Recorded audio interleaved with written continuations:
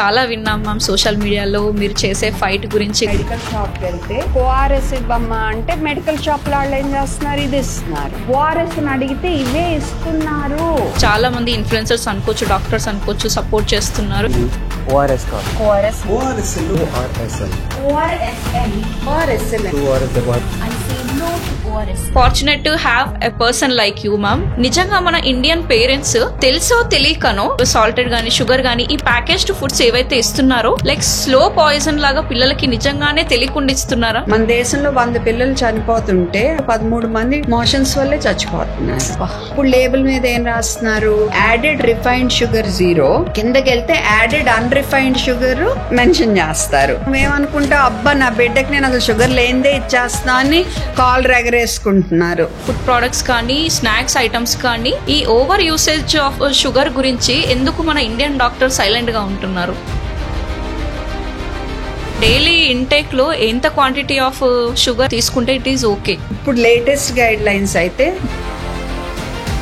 తక్కువ ఏజ్ ఉన్న men 20 years 30 years కి హార్ట్ అటాక్స్ వస్తున్నాయి. ఇదివరకు ఎక్కడుంది, మాక్సిమం ఫ్రూట్స్ 3 పూట్ల అన్నో ఇడ్లీయో ఏదో తినేవాళ్ళం. ఎప్పుడన్నా ఐస్ క్రీమ్ వాళ్ళ బండి వస్తే ఐస్ క్రీమ్ కొనుక్కోవటం, నెలకో 2 నెలలకు బిర్యానీ ఆర్డర్ చేసి తెచ్చుకుంటాం. ఇప్పుడు ఏంటి, హోటల్కి వెళ్ళటం ఎక్కువైంది, స్విగ్గీ జొమాటోల్లో ఆర్డర్ చేయటం ఎక్కువైంది, జంక్ అనేది బాగా పెరిగిపోయింది. సో ఇవన్నిటి వల్ల ఏమవుతుంది, ఆ గుండె రక్తనాళాల్లో కొవ్వు చేరుకోవటం అనేది ముందు నుంచే మొదలైపోతుంది.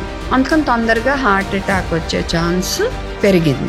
ఈవెన్ పిల్లలు కూడా రీసెంట్ గా ఒక రీల్ చూసాను నేను. ఒక స్కూల్ అయిపోయిన తర్వాత టీచర్స్ అక్కడ బాల్కనీలో మాట్లాడుతున్నారు, పిల్లలు అక్కడిక్కడ తిరుగుతున్నారు. ఒక అమ్మాయి స్కూల్ బ్యాగ్ వేసుకుని టీచర్ దగ్గర ఏదో మాట్లాడదామని వచ్చిందనమాట. అక్కడ పిలిచే లోపే సడన్ గా పాప పడిపోయింది. అతి జాగ్రత్తగా పెంచడం వల్ల కూడా మనకు బోల్డ్ అని సమస్యలు వస్తున్నాయి.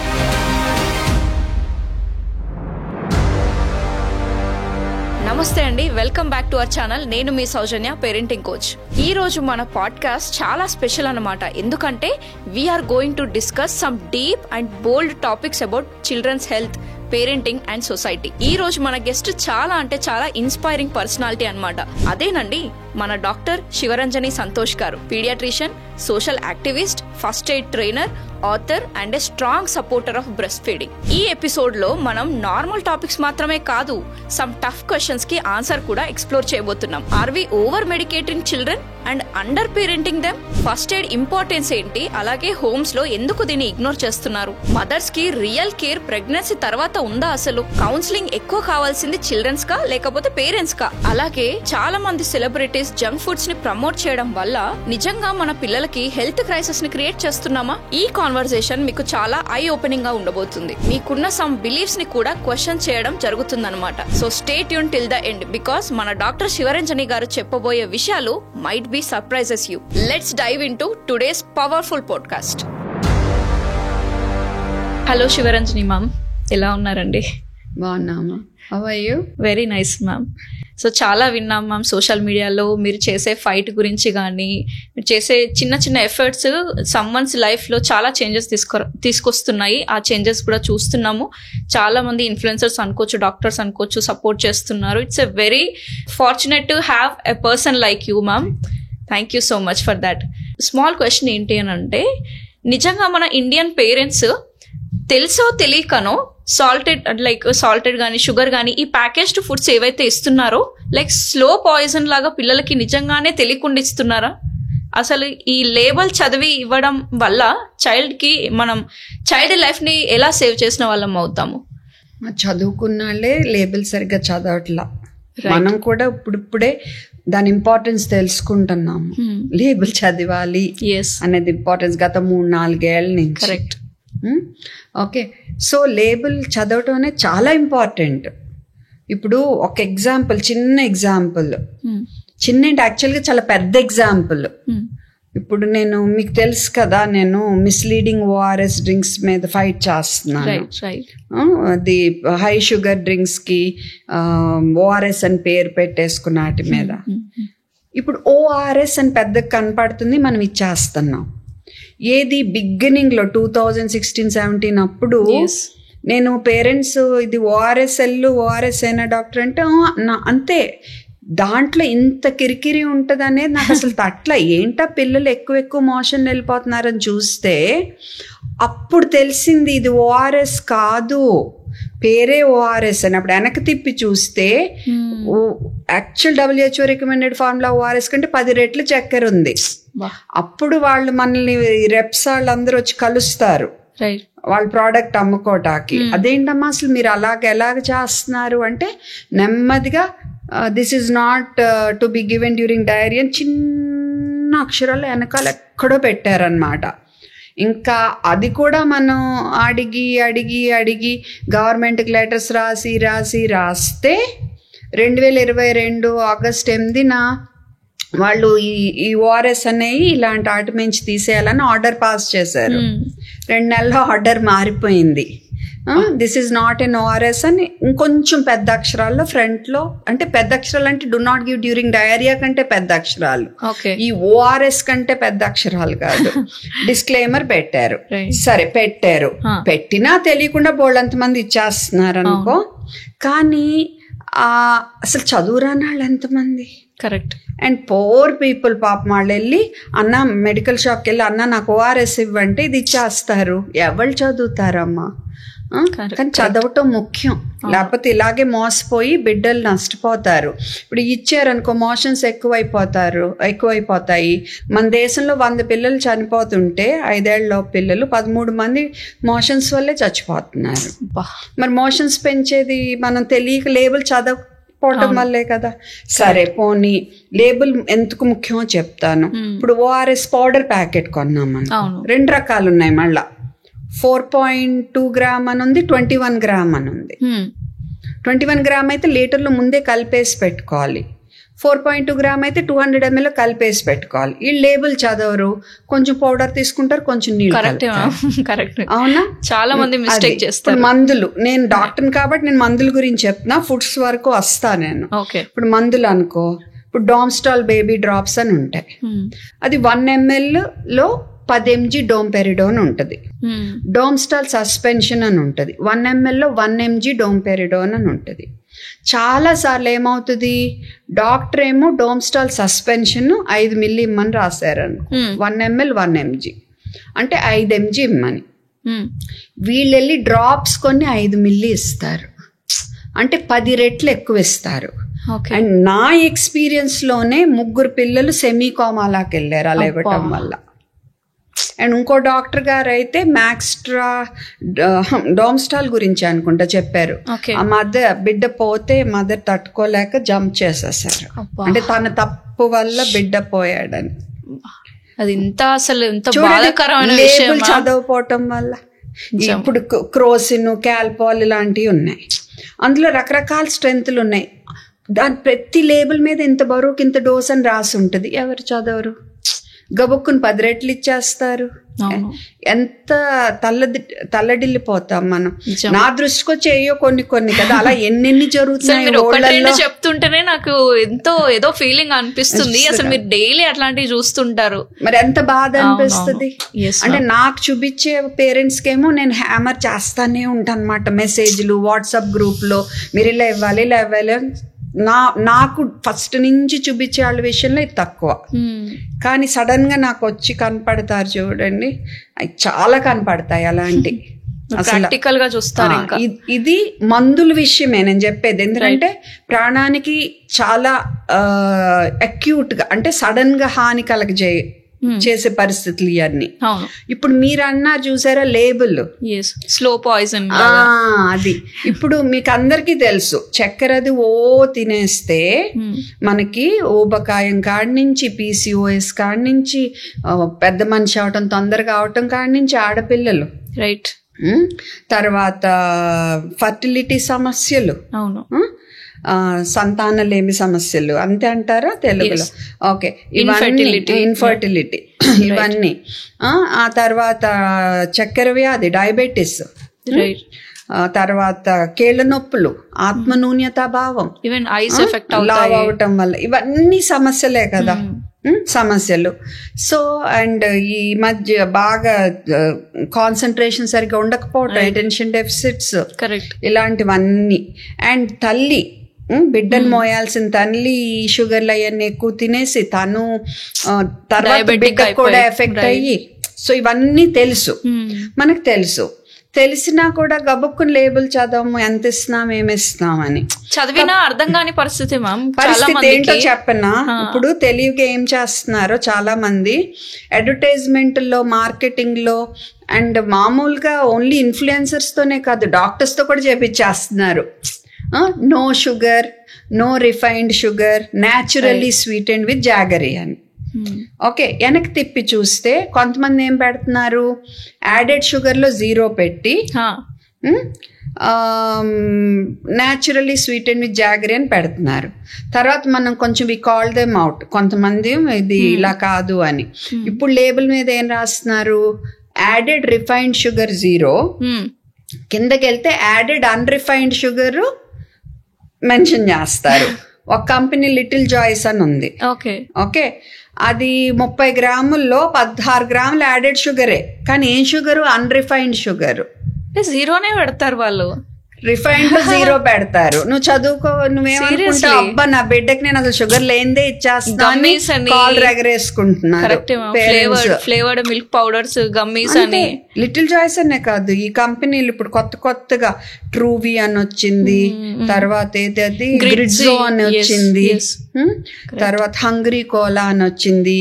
వీళ్ళందరూ ఏంటంటే మేము జాగరీ ఇస్తున్నాము, no sugar or no refined sugar అని పెడతారు ఫ్రంట్ లో. ఇదివరకు నో షుగరే, ఇప్పుడు మేము వాయిస్ అది రేస్ చేసేసరికి నో రిఫైన్డ్ షుగర్ అని అడ్వర్టైజ్మెంట్స్, న్యాచురల్లీ స్వీటెండ్ అని అడ్వర్టైజ్మెంట్స్. వెనకాల లేబుల్ చదివితే యాక్చువల్గా షుగరే, సుక్రోజే. కాకపోతే ఇప్పుడు ఏంటి, కొంతమంది ఇప్పుడు వినేవాళ్ళు కూడా ఏంటి నువ్వు జాగరీ మంచిది కాదంటున్నావు, బెల్లం మంచిది కాదంటున్నావు, తరతరాలుగా బెల్లం మంచిది కదమ్మా అని అనొచ్చు, నన్ను నా మీద కోపగించుకోవచ్చు. బట్ నేను చెప్పాల్సింది నిజాయితీగా చెప్పాలి, బెల్లంలో కొంచెం ఇనుము ఎక్కువ ఉండే మాట కరెక్టే. కానీ దానివల్ల మనకు ఉపయోగం రావాలి అంటే అదే పనిగా మనం బెల్లం తినాలి. మరి అది చక్కెరతో సమానం, ఆ రకంగా చక్కెరతో సమానం. కరెక్ట్, ఇంత కోసం ఇంత నెగటివ్ చేసుకుంటున్నాం. దాని బదులు వేరే దాని ద్వారా మనం ఇనుము తీసుకోవచ్చు. కరెక్ట్. ఇప్పుడు మేము చక్కెర ఇవ్వద్దని అంటల్లా కదా, చక్కెర బెల్లము అలవాటు చెయ్యొద్దు ముందే 2 ఏళ్ల వరకు, ఎందుకంటే తీపి అలవాటు అయితే ఇంకా అదే కావాలనుకుంటారు, అడిక్షన్ అది. రెండోది పాలు ఉట్టి పాలుగా అలవాటు చేయండి, అందులో ఏదో ఒకటి యాడ్ చేస్తే కానీ తాగని స్టేజ్కి మీ బిడ్డను తెచ్చుకోవద్దు. అండ్ ఆల్టర్నేటివ్స్ కోసం చూడొద్దు, నెమ్మదిగా తగ్గించుకోండి. అంతేకాని ప్రతిదానికి ఆల్టర్నేటివ్ చూడొద్దు, నెమ్మదిగా అది తగ్గించుకుని కొంచెం మితంగా సరదాగా ఎప్పుడన్నా పండగ అప్పుడు వారానికి ఒకసారో అలా డెజర్ట్స్ అలా ఉంచండి తప్ప రోజు అదే పనిగా చక్కెర బెల్లం డేట్స్ పౌడర్ అని చేయొద్దు అని. బట్ వీటిల్లో కూడా మనకి ఏమన్నా ఎక్స్ట్రా ఏంటి, ఇందులో ఏది బెటర్ అంటే అలా చూసుకుంటే వీటి మీద dates powder better. Okay, but ఉద్దేశం ఏంటంటే మీరు లేబుల్ చదువుకున్నప్పుడు ఆ యాడెడ్ షుగర్ ఎంత ఉందనే చూసుకోండి. యాడెడ్ రిఫైన్డ్ షుగరే కాదు, యాడెడ్ అన్రిఫైన్డ్ షుగర్ కూడా చూసుకోవాలి. సో అందుకే లేబుల్ అనేది మనం చదవటం నేర్చుకోవాలి. సో అది కష్టం, ఎంత లేదన్నా మన దేశంలో చాలా కష్టం ఆ లెవెల్కి అందరినీ తేవటం. సో గవర్నమెంట్ కూడా రూల్స్ ఫామ్ చేసేప్పుడు మార్కెటింగ్ గురించి కానీ లేబులింగ్ గురించి కానీ ఫామ్ చేసేప్పుడు ఇంకా స్ట్రిక్ట్గా ఉండాలి. కొన్ని కంట్రీస్లో ఏం చేస్తారంటే చక్కెర ఎక్కువ ఉంటే, చక్కెర అంటే మళ్ళీ ఇక్కడ నేను చక్కెర బెల్లం అన్ని కలిపే చెప్తున్నా, ఎక్కువ ఉంటే వాళ్ళకి ఒక రెడ్ మార్క్ ఏదో పెడతారు. కనీసం ఆ మాత్రమైన మన దేశంలో పెట్టి ప్రజలందరికీ అవేర్నెస్ తేవాలి. ఇదిగో ఇలా ఉంటే ఇందులో చక్కెర బెల్లం అధికంగా ఉన్నట్టు అనేది వాళ్ళు అట్లీస్ట్ తెలుసుకుంటారు, ఐడెంటిఫై చెయ్యాలి. ఆ తర్వాత వాళ్ళు ఇవ్వాలి అనుకుంటే అది వాళ్ళ ఇష్టం. అట్లీస్ట్ మనం క్లియర్ గా ఒక సింబల్ పెట్టేసాం కదా, ఇప్పుడు ఆర్గానిక్ కి ఒక సింబల్ పెడుతున్నారు. సో అలాగా ఇలా కూడా మనకు ఉంటే బాగుంటది. Right, nice explanation ma'am, thank you so much ma'am. ఇప్పుడు బేబీ ప్రోడక్ట్స్ లో అంటే ఫుడ్ ప్రోడక్ట్స్ కానీ స్నాక్స్ ఐటమ్స్ కానీ ఈ ఓవర్ యూసేజ్ ఆఫ్ షుగర్ గురించి ఎందుకు మన ఇండియన్ డాక్టర్ సైలెంట్ గా ఉంటున్నారు? ఇండియన్ డాక్టర్స్ సైలెంట్ గా ఉండటం అని కాదు, ఐ థింక్ డాక్టర్స్ గా యాజ్ ఎ కమ్యూనిటీ మేము ఇంకా ఈ సోషల్ మీడియాలోకి సరిగ్గా రాలేదు. ఓకే. సో మాకు చెప్పాలని ఉన్నా మా క్లినిక్ లో మాకు చూపించే వాళ్ళ పిల్లల్ని చూపించే తల్లిదండ్రులకు చెప్పగలుగుతున్నాం తప్ప చాలా మంది వరకు వాళ్ళు సోషల్ మీడియాలో ఈ పోస్టులు పెట్టి ఇన్ఫ్లుయెన్స్ చేయాలి. ఈ ఇందులోకి ఇంకొంతమంది మంచి వాళ్ళు రావాలి. కరెక్ట్. ఆ లాక్యునా ఫిల్ అవ్వాలి, ఆ ఖాళీ ఉండిపోయింది అక్కడ. సో అందులో ఏమవుతుందంటే మిగతా వాళ్ళు ఎవరైతే రాంగ్ గా మంచిగా గైడ్ చేసే వాళ్ళు ఉన్నారు ఇప్పుడు. ఓకే, ఇప్పుడు మీలాగా కానీ తర్వాత కొంతమంది న్యూట్రిషనిస్ట్, మామ్ ఇన్ఫ్లుయెన్సర్స్ ఉన్నారు. బట్ డాక్టర్స్ అనేది చాలా తక్కువ మంది ఉన్నారు మంచిగా గైడ్ చేసేది, బట్ ఉన్నారు. సో వాళ్ళు ఇంకా రావాలి, వస్తే అప్పుడు డెఫినెట్ గా వెళ్తుంది. ఎలా అంటారు రావాలి, ఓన్లీ ఇంగ్లీషే కాకుండా తెలుగు రీజనల్ లాంగ్వేజెస్ లో ఉండే వాళ్ళు వచ్చారనుకో, అప్పుడు ప్రజల్లోకి బాగా చొచ్చుకుపోతుంది. సైలెంట్ గా ఉండాలని ఉండటం కాదు. ఇప్పుడు ఇండియన్ అకాడమీ ఆఫ్ పీడియాట్రిక్స్ వాళ్ళు వీడియోలు చేస్తున్నారు, ఎక్కడికక్కడ ప్రోగ్రామ్స్ అయ్యి అప్పుడప్పుడు పెడుతున్నారు. బట్ అవి ఎంతమందికి చేస్తున్నాయి? 100 మందికి 200 మందికి పెట్టినప్పుడు మాక్సిమం. మొన్న ఈ మధ్య డ్రగ్ అబ్యూస్ గురించి చాలా మంచి వీడియో చేశారు. ఎంతమందికి చేరింది? 2000 మందికి. సో ఎక్కడో ఏదో మిస్ అవుతుంది ఇక్కడ. మేము జారలేకపోతున్నాము. సో అది ఎలాగనేది మీలాంటి వాళ్ళ దగ్గర కొంచెం నేర్చుకోవాలి కూడా ఏమో. అది సో చెప్పాలని ఉంది, చెప్పాలన్న తపనుంది. పిల్లలు ఎలా నష్టపోతున్నారో మాకు తెలుసు, but we are not able to reach people. Correct. అంటే మ్యామ్ షుగర్ అంటే డైలీ ఇంటేక్ లో ఎంత క్వాంటిటీ ఆఫ్ షుగర్ అనేది మనం తీసుకుంటే ఇట్ ఈస్ ఓకే? ఇప్పుడు లేటెస్ట్ గైడ్ లైన్స్ అయితే 2వ పుట్టినరోజు వరకు అసలు ఈ తీపి అనేది మనం అలవాటు చేయొద్దు. చేస్తే కనుక మిగతా ఫుడ్స్ వాళ్ళకి అలవాటు అవ్వవు అనేది ఫస్ట్ గైడ్ లైన్ ఇప్పుడు లేటెస్ట్. ఓకే, నేను ఇందాక చెప్పినట్టు ఏదో ర్యాండమ్ గా నేను సడన్ గా నిద్రపోతా లేసి ఇది గైడ్ లైన్ అని ఫ్రేమ్ చేసేయను. ఓకే, చాలా మంది పెద్దల్ని చూసి ఓకే వీళ్ళు ఆ పిల్లల్ని ఊబకాయం ఉన్నాళ్ళు, ఒబిసిటీ, చక్కెర వ్యాధి తొందరగా వచ్చిన వాళ్ళు, హార్ట్ అటాక్స్ వచ్చిన వాళ్ళు, PCOS ఉన్నాళ్ళు, తర్వాత తొందరగా పెద్ద మనిషి అవ్వటం, ప్రికాషియస్ ప్యూబర్టీ, పళ్ళు తొందరగా పుచ్చిపోవటం, వీళ్ళందరినీ చూసి స్టడీ చేసి వీళ్ళు చిన్నప్పటి నుంచి ఆహారం తల్లి పాలు కాదు, అసలు గర్భం రాక ముందు నుంచి మదర్ ఎలా ఉంది, mother diet, mother weight, pregnancy అప్పుడు ఏం తింది, ఆ తర్వాత బిడ్డకి ఏం పెట్టింది, తల్లిపాలు ఇచ్చిందా లేదా, ఇవన్నీ స్టడీ చేస్తే వీళ్ళ విషయంలో ఎవరైతే ఇప్పుడు నేను చెప్పాను ఒబెసిటీ సమస్యలు ఉన్న వాళ్ళ విషయంలో చూస్తే వీళ్ళందరిలో మదర్ కాడి నుంచి అందరూ చక్కెర ఎక్కువ తింటాం కానీ అక్కడి నుంచే ప్రాబ్లం మొదలైందని మనకు అర్థమైంది. రైట్. అలా లేని సమస్యలు లేని వాళ్ళది తీసుకున్నాం అనుకో, మదర్ హెల్తీగా ఉండటం, ప్రెగ్నెన్సీ అప్పుడు హెల్తీగా ఉండటం, హెల్తీ డైట్ తీసుకోవటం, చంట అప్పుడు తల్లిపాలు ఇవ్వటం, ఆ తర్వాత కూడా చక్కెరలు ఇవన్నీ బెల్లాలు ఎక్కువ అలవాటు చేయకపోవటం. సో ఇవన్నీ స్టడీ చేసి ఈ గైడ్ లైన్స్ పెట్టారనమాట మనకి. 2 ఏళ్ల వరకు చక్కెర అలవాటు చేయొద్దు, బెల్లం అలవాటు చేయొద్దు, తీపి అలవాటు చేయొద్దు. ఆ తర్వాత కూడా కుదిరినంత తక్కువ ఉంచండి. మ్యాక్సిమం 5 టీ స్పూన్లు పర్ డే మ్యాక్సిమం. అది ఇంకా కానీ అది మ్యాక్సిమం. డెసర్ట్ తింటే అయిపోతుంది. సో రోజు అదే పనిగా అలా అలవాటు చేయొద్దు, కుదిరినంత తక్కువే ఉంచండి అనేది ఇప్పుడు గైడ్ లైన్. ఇప్పుడు మనందరికీ చెప్పేది అదేదో సొంతగా నేను చెప్తుంది కాదు, ఆల్ అకాడమీస్ ఆఫ్ పీడియాట్రిషియన్స్ చెప్పేది. రైట్. సో మ్యామ్ ఇప్పుడు జనరల్ గా పేరెంట్స్ ఒక మిస్కాన్సెప్షన్ ఏంటి అని అంటే, పిల్లలు లావుగా ఉండి హైట్ వెయిట్ పర్సనాలిటీ మంచిగా ఉంటే వాళ్ళు హెల్తీగా ఉంటారు, లేదు ఇట్లా సన్నగా ఉండి అయినా కూడా యాక్టివ్గానే ఉంటారు పిల్లలు, సన్నగా ఉన్న పిల్లలు కూడా. బట్ పేరెంట్స్ ఏమనుకుంటారని అంటే, ఏంటి మీ పిల్లలు ఏం పెట్టట్లేదా, పిల్లలకి ఏం తినట్లేదా అని సన్నగా ఉన్న వాళ్ళ పేరెంట్స్ కి బ్లేమ్ చేస్తూ ఉంటారు అనమాట.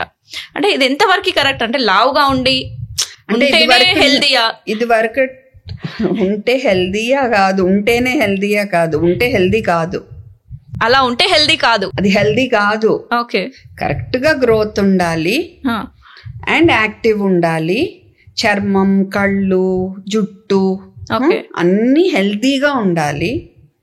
ఓకే, ఇప్పుడు జుట్టు అంతా బిర్రుగా పగిలిపోయినట్టు డ్రైగా, స్కిన్ డ్రైగా అలా ఉండటము అది హెల్దీ కాదు. అంటే ఎక్కడ ఏదో లోపం జరుగుతుంది డయట్ లో.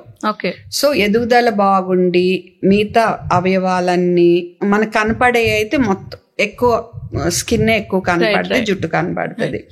ఓకే, పేల్గా లేకుండా అంటే పేలగా అంటారా, పేలగా రక్తం తక్కువ, రక్తవిహీనంగా కనపడకుండా చక్కగా అన్ని హిమోగ్లోబిన్ అవన్నీ బాగుండి యాక్టివ్ ఉండి పిల్లలు ఆకలి బాగుండి మోషన్ అది ఫ్రీగా వెళ్తా మంచిగా నిద్రపోతా హుషారుగా హ్యాపీగా ఉన్నారనుకో అది హెల్దీ.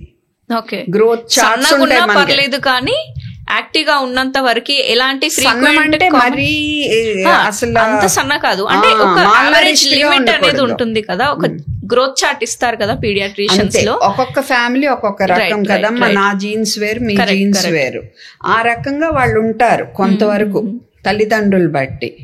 సో ఆ గ్రోత్ కూడా అలాగే మెయింటైన్ అవుతారు. సెకండ్ బర్త్డే తర్వాత ఒకే లైన్ లో మెయింటైన్ అవుతారు, ఒకే సెంటైల్ అంటాం. చక్కగా అది మెయింటైన్ చేసుకుంటా యాక్టివ్ గా ఉండి చూస్తే మనకి హెల్తీగా కనపడతా, స్కిన్ కానీ జుట్టు కానీ టంగ్ అది పింక్ గా ఉండి అంటే రక్తం బాగున్నట్టు. సో ఇవన్నీ బాగుండి యాక్టివ్ గా ఉండే పిల్లలు బాగున్నట్టు. అంతేకాని లావు హెల్తీ కాదు అసలు. అండ్ ఇప్పుడు పేరెంట్స్ వరకు కొంతవరకు అవగాహన వస్తుంది. ఈ ప్రాబ్లం ఎక్కువ అమ్మమ్మలు తాతలతో ఎక్కువ ఉంటుంది, అమ్మమ్మ నానమ్మ తాతలతో. వాళ్ళకి ఏంటంటే పిల్లల్ని బాగా గారం చేయాలని ఉంటది.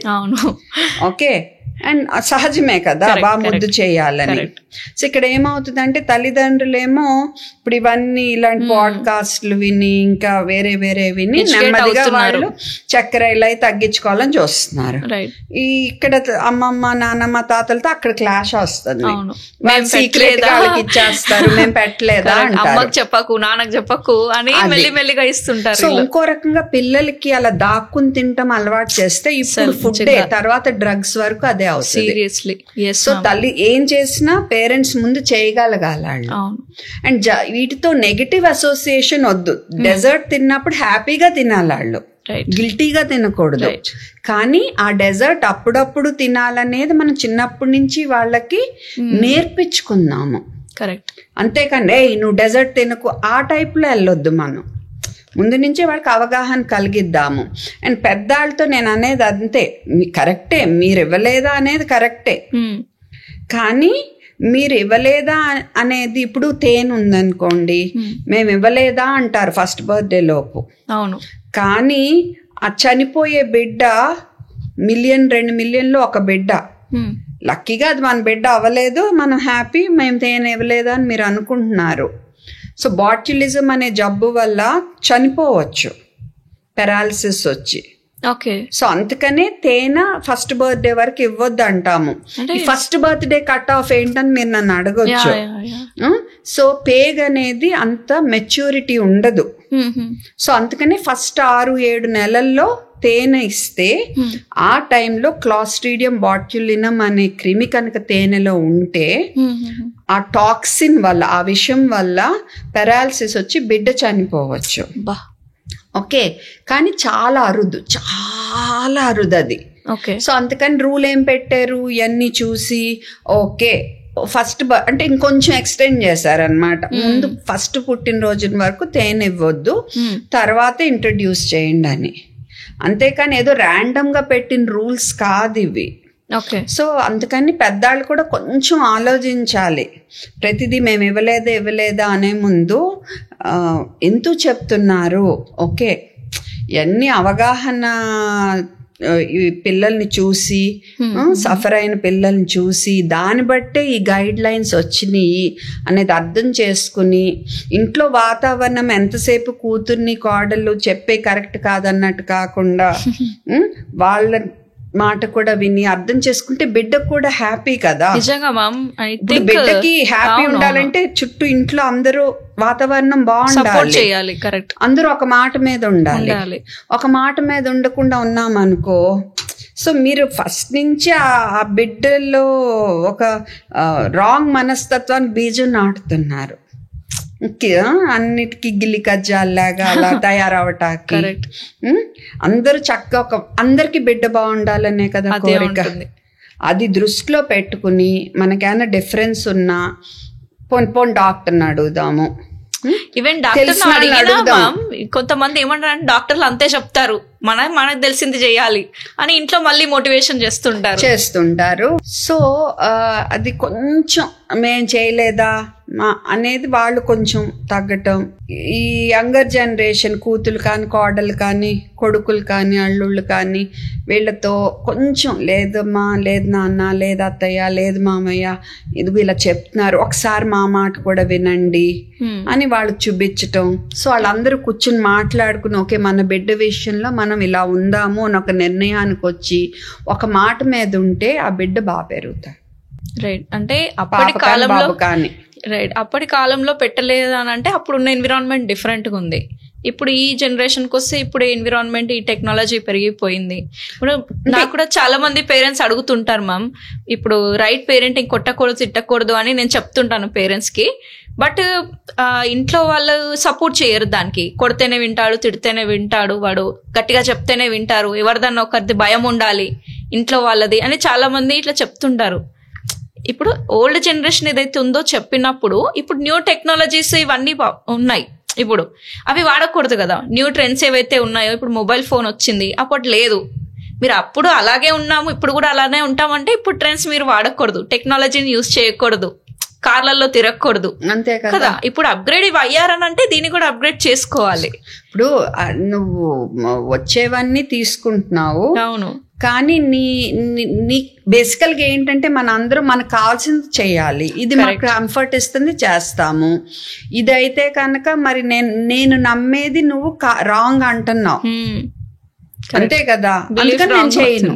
రైట్. ఆ మనస్తత్వం వదిలిపెట్టి నాకు నా బిడ్డ బాగుండాలి, నా మనవడు బాగుండాలి, నా మనవరాలు బాగుండాలి, అందుకని నేను ఇప్పుడు ఏముందో తెలుసుకుంటాను. ఇదివరకంటే ఎప్పటికప్పుడు సైన్స్ ప్రోగ్రెస్ అవుతుంది. ఇవాళ మనం చెప్పేది రేపు మళ్ళీ మారొచ్చు.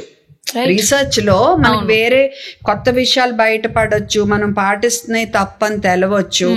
బట్ కుదిరినంత రీసెర్చ్ మనకి ఏం చూపిస్తుందో అన్న దాన్ని బట్టి మనం వెళ్తేనే మంచిది. మీరు పేరెంటింగ్ విషయం అన్నారు, పేరెంటింగ్ విషయం మనకి తెలుసు. ఇప్పుడు ప్రతిదానికి కొట్టేమనుకో లోపల వాడు కూడా తిరిగి ఎవరినైనా ఇదే కరెక్ట్ పద్ధతి అనుకుంటారు పిల్లలు. రైట్. సో అవి మనకి ఇప్పుడు పిల్లల్ని స్టడీ చేయటం వల్ల బిహేవియర్లో ప్రాబ్లం ఉన్న పిల్లల్ని, ప్రశాంతంగా ఉండే పిల్లల్ని, మంచిగా లైఫ్లో సక్సెస్ అయ్యే పిల్లల్ని, వీళ్ళందరినీ స్టడీ చేసే మళ్ళీ పేరెంటింగ్ లో స్టైల్స్ వచ్చినాయి కదా. అథారిటేరియన్ స్టైల్స్ అని, పర్మిసివ్ అని, అథారిటేటివ్ అని వచ్చినాయా లేదా? ఇప్పుడు సో దాన్ని బట్టి ఇవన్నీ ఒక అవగాహన వచ్చినాకనే మనం ఈ గైడ్ లైన్స్ ఇస్తున్నాం. కరెక్ట్. మరీ కంట్రోల్లో పెట్టకు, మరీ గారాబం చేయ, కంఫర్ట్ చేయొద్దు. కానీ పిల్లలకి అవసరమైనంత ఫ్రీడమ్ ఇవ్వండి. మన కంట్రోల్లో ఉండాలని కాదు, కానీ వాళ్ళ పరిధులు ఏంటయ్యే వాళ్ళకి మనం చెప్తా ఉండాలి. What is right, what is wrong అని చెప్తాము, కానీ వాళ్ళ డెసిషన్ తీసుకుంటారు. రైట్. ఎగ్జాక్ట్లీ. పేరెంటింగ్ లో ఇవే ఉంటాయి కదా చెప్పారు. అది మన బిడ్డ కోసమే కదా చెప్తున్నాము. సో కొంచెం వినండి. ఇప్పుడు నేనైనా మీరైనా అమ్మా, we are not perfect parents. Correct. ఇప్పుడు షుగర్లు, బోర్న్విటాలు ఇవి వద్దన్న మనమే కూడా మనం ఇచ్చుంటాము బిగినింగ్ లో. తెలుసుకునే కొద్దీ మనం మారుతాం. మీరు లిటిల్ జాయ్స్ అన్నారు, ఈవెన్ మా పిల్లలకు కూడా నేను తెలియకుండా అప్పుడు ఇచ్చేసేదాన్ని. తెలిసినప్పుడు మనం స్టార్ట్ చేసుకుంటాం, అంతే కదా. సో ఇది నేర్చుకుంటాక మనం ఓపెన్ మైండెడ్ తో ఉండాలి. ఇప్పుడు రేపు వచ్చి మీరు నాతో లేదు మేడం మీరు చెప్పింది అది కరెక్ట్ కాదని నాకు ప్రూఫ్ తో చూపిస్తే I should be ready to accept it. So అప్పుడే మనం ఒక మంచి పేరెంట్ గా ఉండగలుగుతాం. అంతేకాదు మనం ఏం 100% నేను చెప్పేది కరెక్ట్ కాదు. ఇప్పుడు నేను చెప్పేదైనా వినేవాళ్ళు ఈమె కరెక్ట్ చెప్తున్నారా లేదా, they should do they research. ఎవరు చెప్పినా ఊరికే నమ్మేసి వినేసి బ్రాండ్ అండ్ అదిగో డాక్టర్ గారు బ్రాండ్ ఎండార్స్ చేశారని చెప్పి ఇది కరెక్ట్దే అనుకుని తీసేసుకోక్కర్లేదు.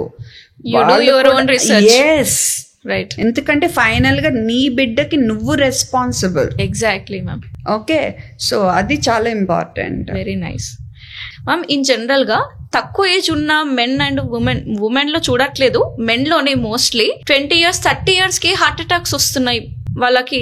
అంటే నిన్నటి వరకు ఇప్పటి వరకు బాగానే ఉన్నాడు, అంతలోపే ఇలా పడిపోయాడు, ఇలా అయిపోయింది అరే అని చాలా మంది మనం ఫ్యామిలీస్ లో చూడడం జరిగింది. అది చిన్నప్పటి నుంచి ఏదైనా ఇంపాక్ట్ వాళ్ళ లైఫ్ స్టైల్ చేంజెస్ అనుకోవచ్చా, లేదంటే సడన్ డెత్స్ ఎందుకు అవుతున్నాయి? ఈవెన్ పిల్లలు కూడా రీసెంట్ గా ఒక రీల్ చూసాను నేను. ఒక స్కూల్ అయిపోయిన తర్వాత టీచర్స్ అక్కడ బాల్కనీలో మాట్లాడుతున్నారు, పిల్లలు అక్కడిక్కడ తిరుగుతున్నారు. ఒక అమ్మాయి స్కూల్ బ్యాగ్ వేసుకుని టీచర్ దగ్గర ఏదో మాట్లాడదామని వచ్చిందనమాట. అక్కడ పిలిచే లోపే సడన్ గా పాప పడిపోయింది. Maybe she 7th or 8th class అంతే. అంటే కెమెరాలో చూపించారు ఆ క్లిప్ అనేది. సడన్ గా పడిపోయి చూసేసరికి టీచర్ గా అమ్మాయి చనిపోయింది. అసలు ఎందుకు జరుగుతున్నాయి ఇలాంటివి? ఈవెన్ చిన్న పిల్లల నుంచి 20 years 30 years వాళ్ళకి కూడా ఈ సడన్ డెత్స్ అనేటివి ఎందుకు జరుగుతున్నాయి? ఓకే, మీరు అడిగిన యాక్చువల్ రెండు little different things I address. ఒకటి ఏంటంటే మీ ఫస్ట్ క్వశ్చన్, యంగ్ మెన్ కి హార్ట్ అటాక్స్ ఎక్కువైనాయి ముందు కంటే అనేది. విమెన్ కాదు అన్నారు చూసారా. విమెన్ లో ఈస్ట్రోజెన్ అనే హార్మోన్ మనకి ప్రొటెక్టివ్ అన్నమాట హార్ట్ అటాక్స్ కి. అందుకే ఎప్పుడు కూడా ఆడవాళ్లలో తక్కువే చూస్తాము, వాళ్ళ పీరియడ్స్ ఆగిపోయాక ఆ తర్వాత స్టేజ్ తప్ప, మెనోపాజ్ అయ్యాక తప్ప. ఓకే, అండ్ రెండోది ఇప్పుడు లైఫ్ స్టైల్లో మీరు అన్నారు, ఇదివరకు ఎక్కడుంది, మ్యాక్సిమం చక్కగా ఫ్రూట్స్ ఇవన్నీ బాగానే తినేవాళ్ళం, 3 పూట్ల అన్నమో ఇడ్లీయో ఏదో ఒకటి తినేవాళ్ళం. ఎప్పుడన్నా ఐస్ క్రీమ్ వాళ్ళు బండి వస్తే ఐస్ క్రీమ్ కొనుక్కోవటం, నెలకో 2 నెలలకో బిర్యానీ ఆర్డర్ చేసి తెచ్చుకుంటాం. అట్లీస్ట్ నేను పెరిగింది ఇలాగనే. స్నాక్ అంటే ఏరుశనక్కాయలు ఉడకేసేది మా అమ్మ, తర్వాత ద్రాక్ష పళ్ళు శుభ్రంగా కడిగేసి రెడీ ఉంచేది, బత్తాకాయలు రెడీ ఉంచేది, ఇవే తినేవాడు. ఇప్పుడేంటి మనకేంటి మేమైనా ఫ్యామిలీగా చెప్తున్నాను, హోటల్కి వెళ్ళటం ఎక్కువైంది, స్విగ్గీ జొమాటోలో ఆర్డర్ చేయటం ఎక్కువైంది, 1 tap లో వచ్చేస్తున్నాయి. అండ్ ఎంత మార్కెటింగ్. ఇది వరకు సచిన్ టెండూల్కర్ గారు బూస్ట్ అడ్వర్టైజ్మెంట్కి వచ్చారు, అప్పటికి మనకి ఇంత అవగాహన లేదు పిల్లలకి ఇవన్నీ అలవాటు చేయకూడదని. ఇప్పుడు అవగాహన వచ్చినా కూడా ఇప్పుడు ఆ అడ్వర్టైజ్మెంట్ల కంటే ఇన్ఫ్లుయెన్సర్స్ ఈ సోషల్ మీడియా ద్వారా వచ్చేది ఇప్పుడు చాలా డేంజర్ అయిపోయింది. అవును, ఓకే, సో అందులో డాక్టర్స్ కూడా కొంతమంది ఇన్ఫ్లుయెన్స్ చేస్తున్నారు అన్నమాట. కొంతమంది, అందరూ అంటలేదు నేను, చాలా అతి తక్కువ మంది, బట్ వాళ్ళు ఇన్ఫ్లుయెన్స్ చేస్తున్నారు, న్యూట్రిషనిస్ట్. సో ఈ మంచి అని. ఓకే, సో ఆ రకంగా మనం తినేది, మెయిన్గా తినేది ఈ జంక్ అనేది బాగా పెరిగిపోయింది. రెండు, టీవీల ముందు కూర్చుని అదే పనిగా యాక్టివిటీ లేకుండా ఉండటం పెరిగిపోయింది. చదువులు రుద్దేసి వాళ్ళని ఇంకా పొద్దున్నుంచి నైట్ వరకు. ఏంటమ్మా 5 ఏళ్ళకి 6 ఏళ్ళకి నీకు ఐఐటి కోచింగ్ ఇప్పటి నుంచి ప్రిపేర్. మొన్న ఎవరో చెప్పారు ఆంట్రప్రూనర్షిప్ స్కూలింగ్ అంట బిగినింగ్ నుంచి. అంటే పిల్లలని వాళ్ళు ఒక రోబోట్ అన్నమాట, మనకు కావాల్సినట్టు మనం వాళ్ళని తీర్చిదిద్దాలి, వాళ్ళని వాళ్ళగా పెరగనివ్వో. Exactly ma'am. ఓకే, ఇవన్నీ. సో వాళ్ళకి ఏం యాక్టివిటీస్ ఉండవు, తింటాం పడుకోవటం చదువుకోవటం, తింటాం పడుకోవటం చదువుకోవటం. ఓకే, ఇవి. సో ఇటన్నిటి వల్ల కూడా సో స్ట్రెస్ లెవెల్స్ పెరిగిపోయినాయి. అండ్ మదర్స్ కూడా ఫుడ్ తింటాం కాడి నుంచి అన్ని టైప్ ఆఫ్ ఫుడ్స్, మంచి కంట్రోల్, మంచి బ్యాలెన్స్ డైట్లు ఇలా లేకుండా ఈజీ ఆప్షన్స్ వచ్చేసినాయి. సో ఆ ప్రభావం బిడ్డ మీద కూడా పడుతుంది. సో ఇవన్నిటి వల్ల ఏమవుతుంది, ఆ గుండె రక్తనాళాల్లో కొవ్వు చేరుకోవటం అనేది ముందు నుంచే మొదలైపోతుంది. అందుకని తొందరగా హార్ట్ అటాక్ వచ్చే ఛాన్స్ పెరిగింది. అంటే ఇంత ఈ 7-8 years 9 years ఈ ఏజ్ గ్రూప్ వాళ్ళు వస్తున్నా అది మీరు అది ఆ పాయింట్ కాదు. నేను చెప్పేది ఇప్పుడు వరకు నేను అన్నా కదా ఇందాక 2 డిఫరెంట్ క్వశ్చన్స్ అని. నేను అనేది ఒక 25 30 40 ఏళ్ళ వాళ్ళ గురించి చెప్తున్నా. ఇప్పుడు అండ్ ఇంకోటి ఏంటి, ఇదివరకు ఇంత రిపోర్టింగ్ ఉండేది కాదు కదా. అప్పుడు నాకు తెలిసింది అనుకో, నా హాస్పిటల్లో ఒకళ్ళు చనిపోయారు అనుకో, ఆ హాస్పిటల్లో వాళ్ళని ట్రీట్ చేసిన వాళ్ళ వరకే తెలిసేది. ఇప్పుడు CNN న్యూస్ వరకు వెళ్ళిపోతుంది కదా. దానివల్ల కూడా మీకు ఎక్కువ తెలుస్తున్నాయి. ఇప్పుడు ఇది కాకుండా గుండెలో రిథమ్ డిస్టర్బెన్సెస్ అని ఉంటాయి.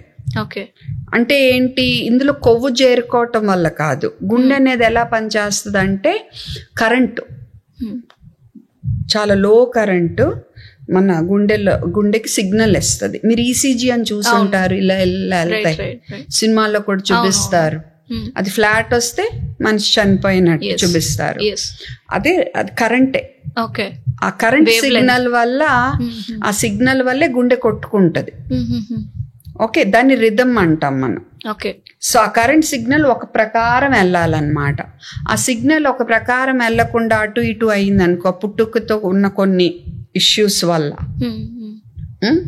ఆ సర్క్యూట్లో లోపాల వల్ల సడన్ గా అలా చనిపోవచ్చు. మీరు అన్నది ఆ చిన్న పాప చచ్చిపోయింది. అంతేకాని అది గుండె రక్తనాళాల్లో కొవ్వు చేరుకోవటం వల్ల వచ్చిన హార్ట్ అటాక్ కాదు. హార్ట్ ఆగిపోయింది. ఎందుకు ఆగిపోయింది? ఆ రిథమ్ డిస్టర్బెన్స్ వల్ల. దానికి రీజన్స్ ఏముంటాయి మ్యామ్? అది ఇప్పుడు చెప్పిన రిథమ్ డిస్టర్బెన్స్, దానికి పేర్లు ఉన్నాయి. అది చెప్పటం కష్టం ఇప్పుడు ఈ సిట్యుయేషన్ లో. సుప్రావెంట్రికులర్ టాకికార్డియా అని ఒకటి ఉంది. అలా కొన్ని ఉంటాయి మనకి, డిఫరెంట్ అటాక్స్ ఉంటాయి. అంతేకాని మీరన్న జంక్ ఫుడ్ కి దీనికి కనెక్షన్ లేదు. సో కానీ మనకి ఎందుకు తెలిసింది? అవేర్నెస్ ఇప్పుడు మీడియా వల్ల తెలుస్తుంది. ఇది వరకు ఉండేది, ఇప్పుడు మీడియా వల్ల తెలుస్తుంది. మ్యామ్, యాజ్ అన్ ఎల్డర్ గా మనకి ఏదైనా జబ్బు వచ్చినప్పుడు తగ్గిపోతుందని లైట్ తీసుకుంటాం. కానీ పిల్లల విషయంలో అలా ఉండదు. చిన్న ఒక్క పూట ఫీవర్ వచ్చినా కంగారు పడిపోతుంటారు. పిల్లలకి కొంచెం ముక్కు గారిన హాస్పిటల్స్ కి వెనకాల పరిగెడుతూ ఉంటారు. సో అలా చిన్న వాటికి కూడా హాస్పిటల్ దాకా వెళ్ళడం అవసరమా? లేదంటే మనమే యాజ్ అన్ ఇండియన్ పేరెంట్స్ గా ఓవర్ మెడికేషన్ వేసేస్తున్నామా? అవసరం లేదంటే అవసరం లేదు. అసలు ఫస్ట్ మందులు అనేది ఎప్పుడు బాగా అవసరమైనంత వరకే వాడాలి. అండ్ అవసరమైనప్పుడు కరెక్ట్ గా కూడా వాడాలి. డాక్టర్ చెప్పిన రోజులు వాడాలి. ఇందులో అసలు డౌటే లేదు. అసలు పిల్లలకి ఫస్ట్ డాక్టర్ ఎవరో తెలుసా? వాళ్ళ అమ్మ నాన్ననే, పక్కన ఉండేవాళ్లే. సో వాళ్ళు ప్రథమ చికిత్స గురించి అవగాహన కలిగి ఉండాలి. లైట్ గా జలుబు వస్తే ఇప్పుడేమవుద్ది, 5 రోజులు ఉండి తగ్గుద్ది. నువ్వు మందు ఇచ్చినా 5 రోజులే ఉంటుంది, మందు ఇవ్వకపోయినా 5 రోజులు ఉండే తగ్గుద్ది. మహా అయితే ముక్కు బాగా అడ్డం పడిపోయింది అనుకోమా, కొంచెం లైట్ గా గోరెచ్చని బట్టతో అద్దొచ్చు. పాయింట్ వచ్చింది కాబట్టి చెప్తున్నాను. డైరెక్ట్ గా ఆవిరి మట్టుకు ఇవ్వద్దు. ఎంతమంది పిల్లలోళ్ళు కాలు వస్తారు మా దగ్గరికి. ఇంకోటి ఏంటంటే చాలా మంది విక్స్ అదే పనిగా రాసేస్తా ఉంటారు. విక్స్, యూకలిప్టస్ ఆయిల్ ఇలాంటివి. ఇవి ఎలా పనిచేస్తాయంటే, ఇప్పుడు మనం రాసుకుంటే చిక్కటి చీమిడి కరిగి కారిపోతుంది. అందుకని వెంటనే మనకి ఊరట కలుగుద్ది. ఇదే విక్స్ రోజు అదే పనిగా రాసి పీల్చుకున్నాం అనుకో, అదే మనకి జలుబు అండ్ ఊపిరితిత్తుల్లో ఆయాసం ఆస్తమా లాంటివి ఎక్కువ అవుతుంది ఇరిటేషన్ వల్ల. సో అందుకని అదే పనిగా ఇవి కూడా వాడొద్దు. పిల్లల విషయంలో ఈ జిండాటిలిస్మాట్, విక్స్, యూకలిప్టస్ పొరపాటున తింటే కనుక మింగితే చాలా ప్రమాదం. ఫిట్స్ రిస్క్ ఉంటుంది, ఊపిరితిత్తులకు పాడయ్యే రిస్క్ కూడా ఉంటుంది. సో ఏం అవసరంలా, జస్ట్ 5 రోజుల్లో తగ్గిపోతుంది. కాకపోతే కొంచెం నిద్రపోటానికి ఇబ్బంది పడవచ్చు. సో కొంచెం ఓపిక కూడా ఉండాలి మనకి. అన్నిటికీ మందిచ్చేసి వెంటనే పడుకోవాలి, మనకు నిద్ర వస్తుందని చెప్పి అలా కూడా ఉండకూడదు. కొంచెం ఓపిక్గా చూసుకోవాలి. ముక్కు మరీ బంద్ ఉంటే సెలైన్ నోస్ డ్రాప్స్ అని ఉంటాయి. 1 డ్రాప్ ఈ ముక్కులో ఎప్పుడన్నా బాగా అవసరమైతే ఆ ముక్కు బ్లాక్ క్లియర్ అవటానికి ఓకే. అంతవరకు మనం చెయ్యొచ్చు. ఒకవేళ చెవి నొప్పి వచ్చింది అనుకో వెచ్చ బట్టతో అద్దొచ్చు. ఓకే. ఇంకా మరీ నొప్పి ఉందనుకో మనం జ్వరానికి ఇస్తాం కదా మందు పారాసెటమాల్, అది కూడా డోసులు బాటిల్ మీద చూసుకుని జాగ్రత్తగా ఇవ్వాలి. ఏ ఏజ్ కి ఎంత డోసు వాడాలి మ్యామ్? బరువు బట్టి ఉంటది, ఓకే, వయసు బట్టి కాదు. ఓకే. సో దాని మీద ఉంటది బాటిల్ మీద. సో నొప్పికి కూడా అది ఇవ్వచ్చు. ఇచ్చి తర్వాత రోజు డాక్టర్ని సంప్రదించవచ్చు. జ్వరం అప్పుడు ఆకలి ఉండదు.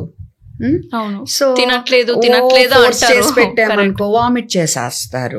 కానీ ద్రవ పదార్థాలు బాగా ఇవ్వాలి. లిక్విడ్స్ ఎలాంటి ద్రవ పదార్థాలు ఇవ్వాలి తెలుసుకుని ఉండాలి. ఇందాక నేను చెప్పిన మంచి నీళ్లు, మంచిగా కొబ్బరి నీళ్లు, తల్లిపాలు.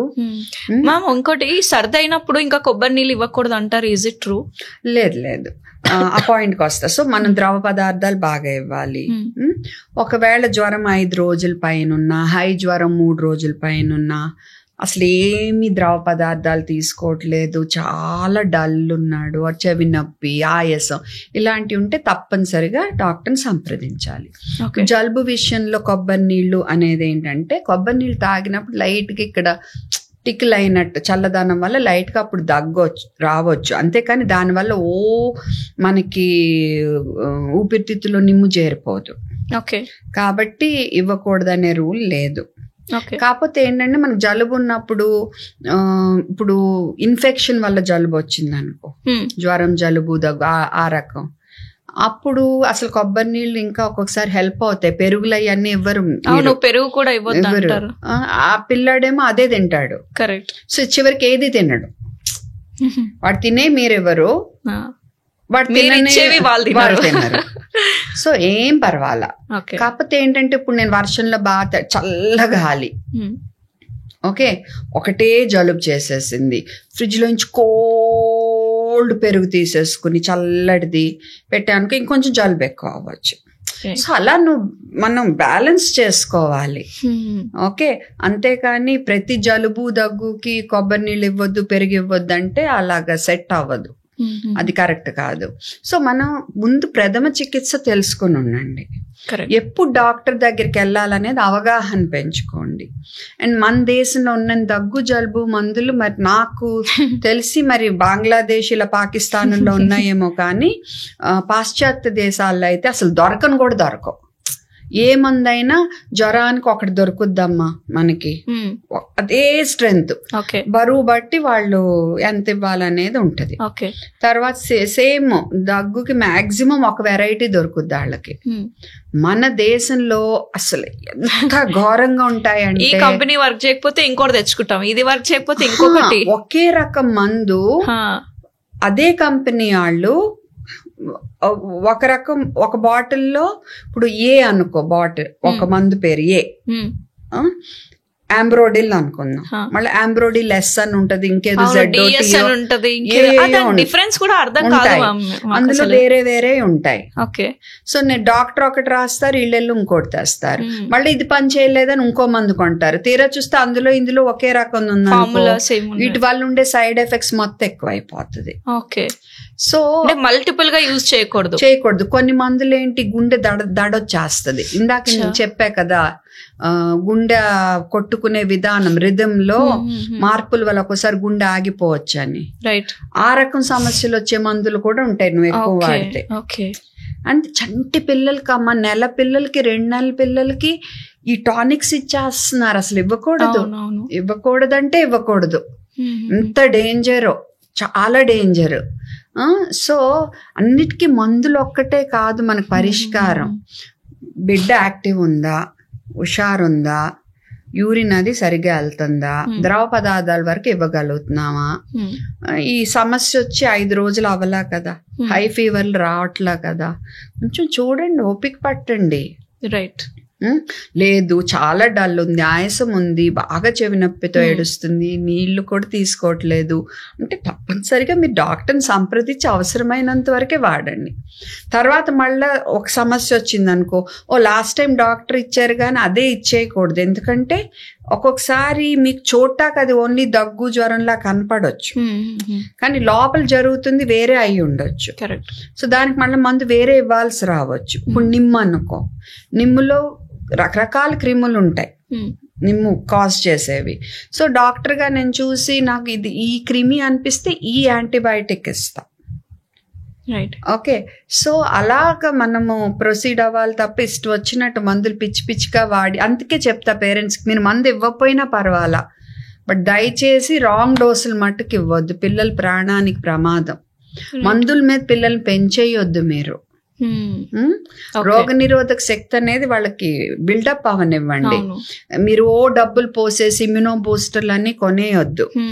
అది చంటప్పుడు రోగ నిరోధక శక్తి తక్కువ ఉంటుంది. 5 ఏళ్ళ వయసు వచ్చే వరకు నెమ్మదిగా అది ఇంప్రూవ్ అవుతా ఉంటది.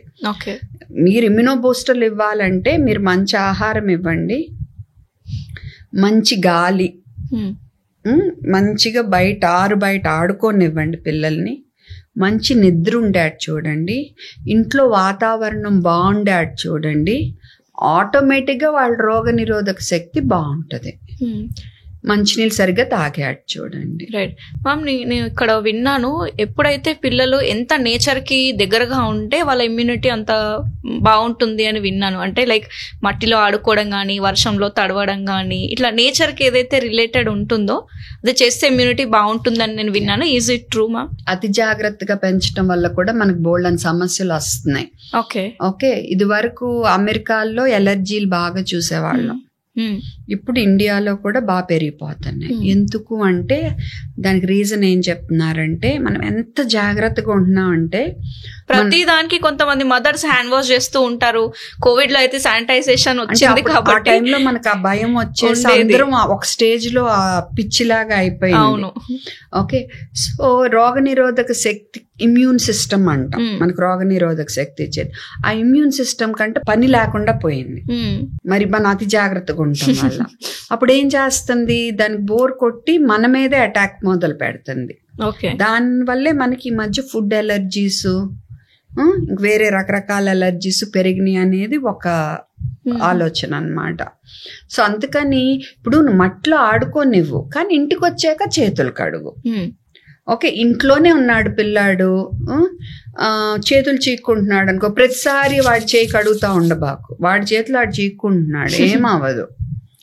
ఓకే, నువ్వు ఇంటి బయట మడ్డిలో ఆ రోడ్డు చెత్త అంతా నడుచుకొచ్చావు, ఆ చెప్పులతో ఇంట్లో నడిచేబాకు.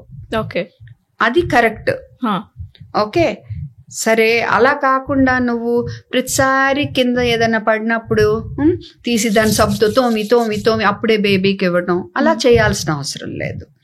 సో నువ్వు బ్యాలెన్స్ చేయాలి. మరీ అసలు ఏమీ పాటించకుండాను ఉండకూడదు, ఓవర్గాను చేయకూడదు. ఈవెన్ వర్షంలో తడవడం కూడా ఈజ్ ఇట్ ఓకే? అంటే జలుబు చేస్తుందని పిల్లల్ని అసలు వర్షంలో తుడవండి, వెంటనే ఆరబెట్టేయండి, ఏమవుతుంది. రైట్ మ్యామ్, ఒక రియల్ ఎగ్జాంపుల్ నాదే చెప్తాను. మా ఫాదర్ కోవిడ్ టైంలో టైఫాయిడ్ వచ్చిందనమాట.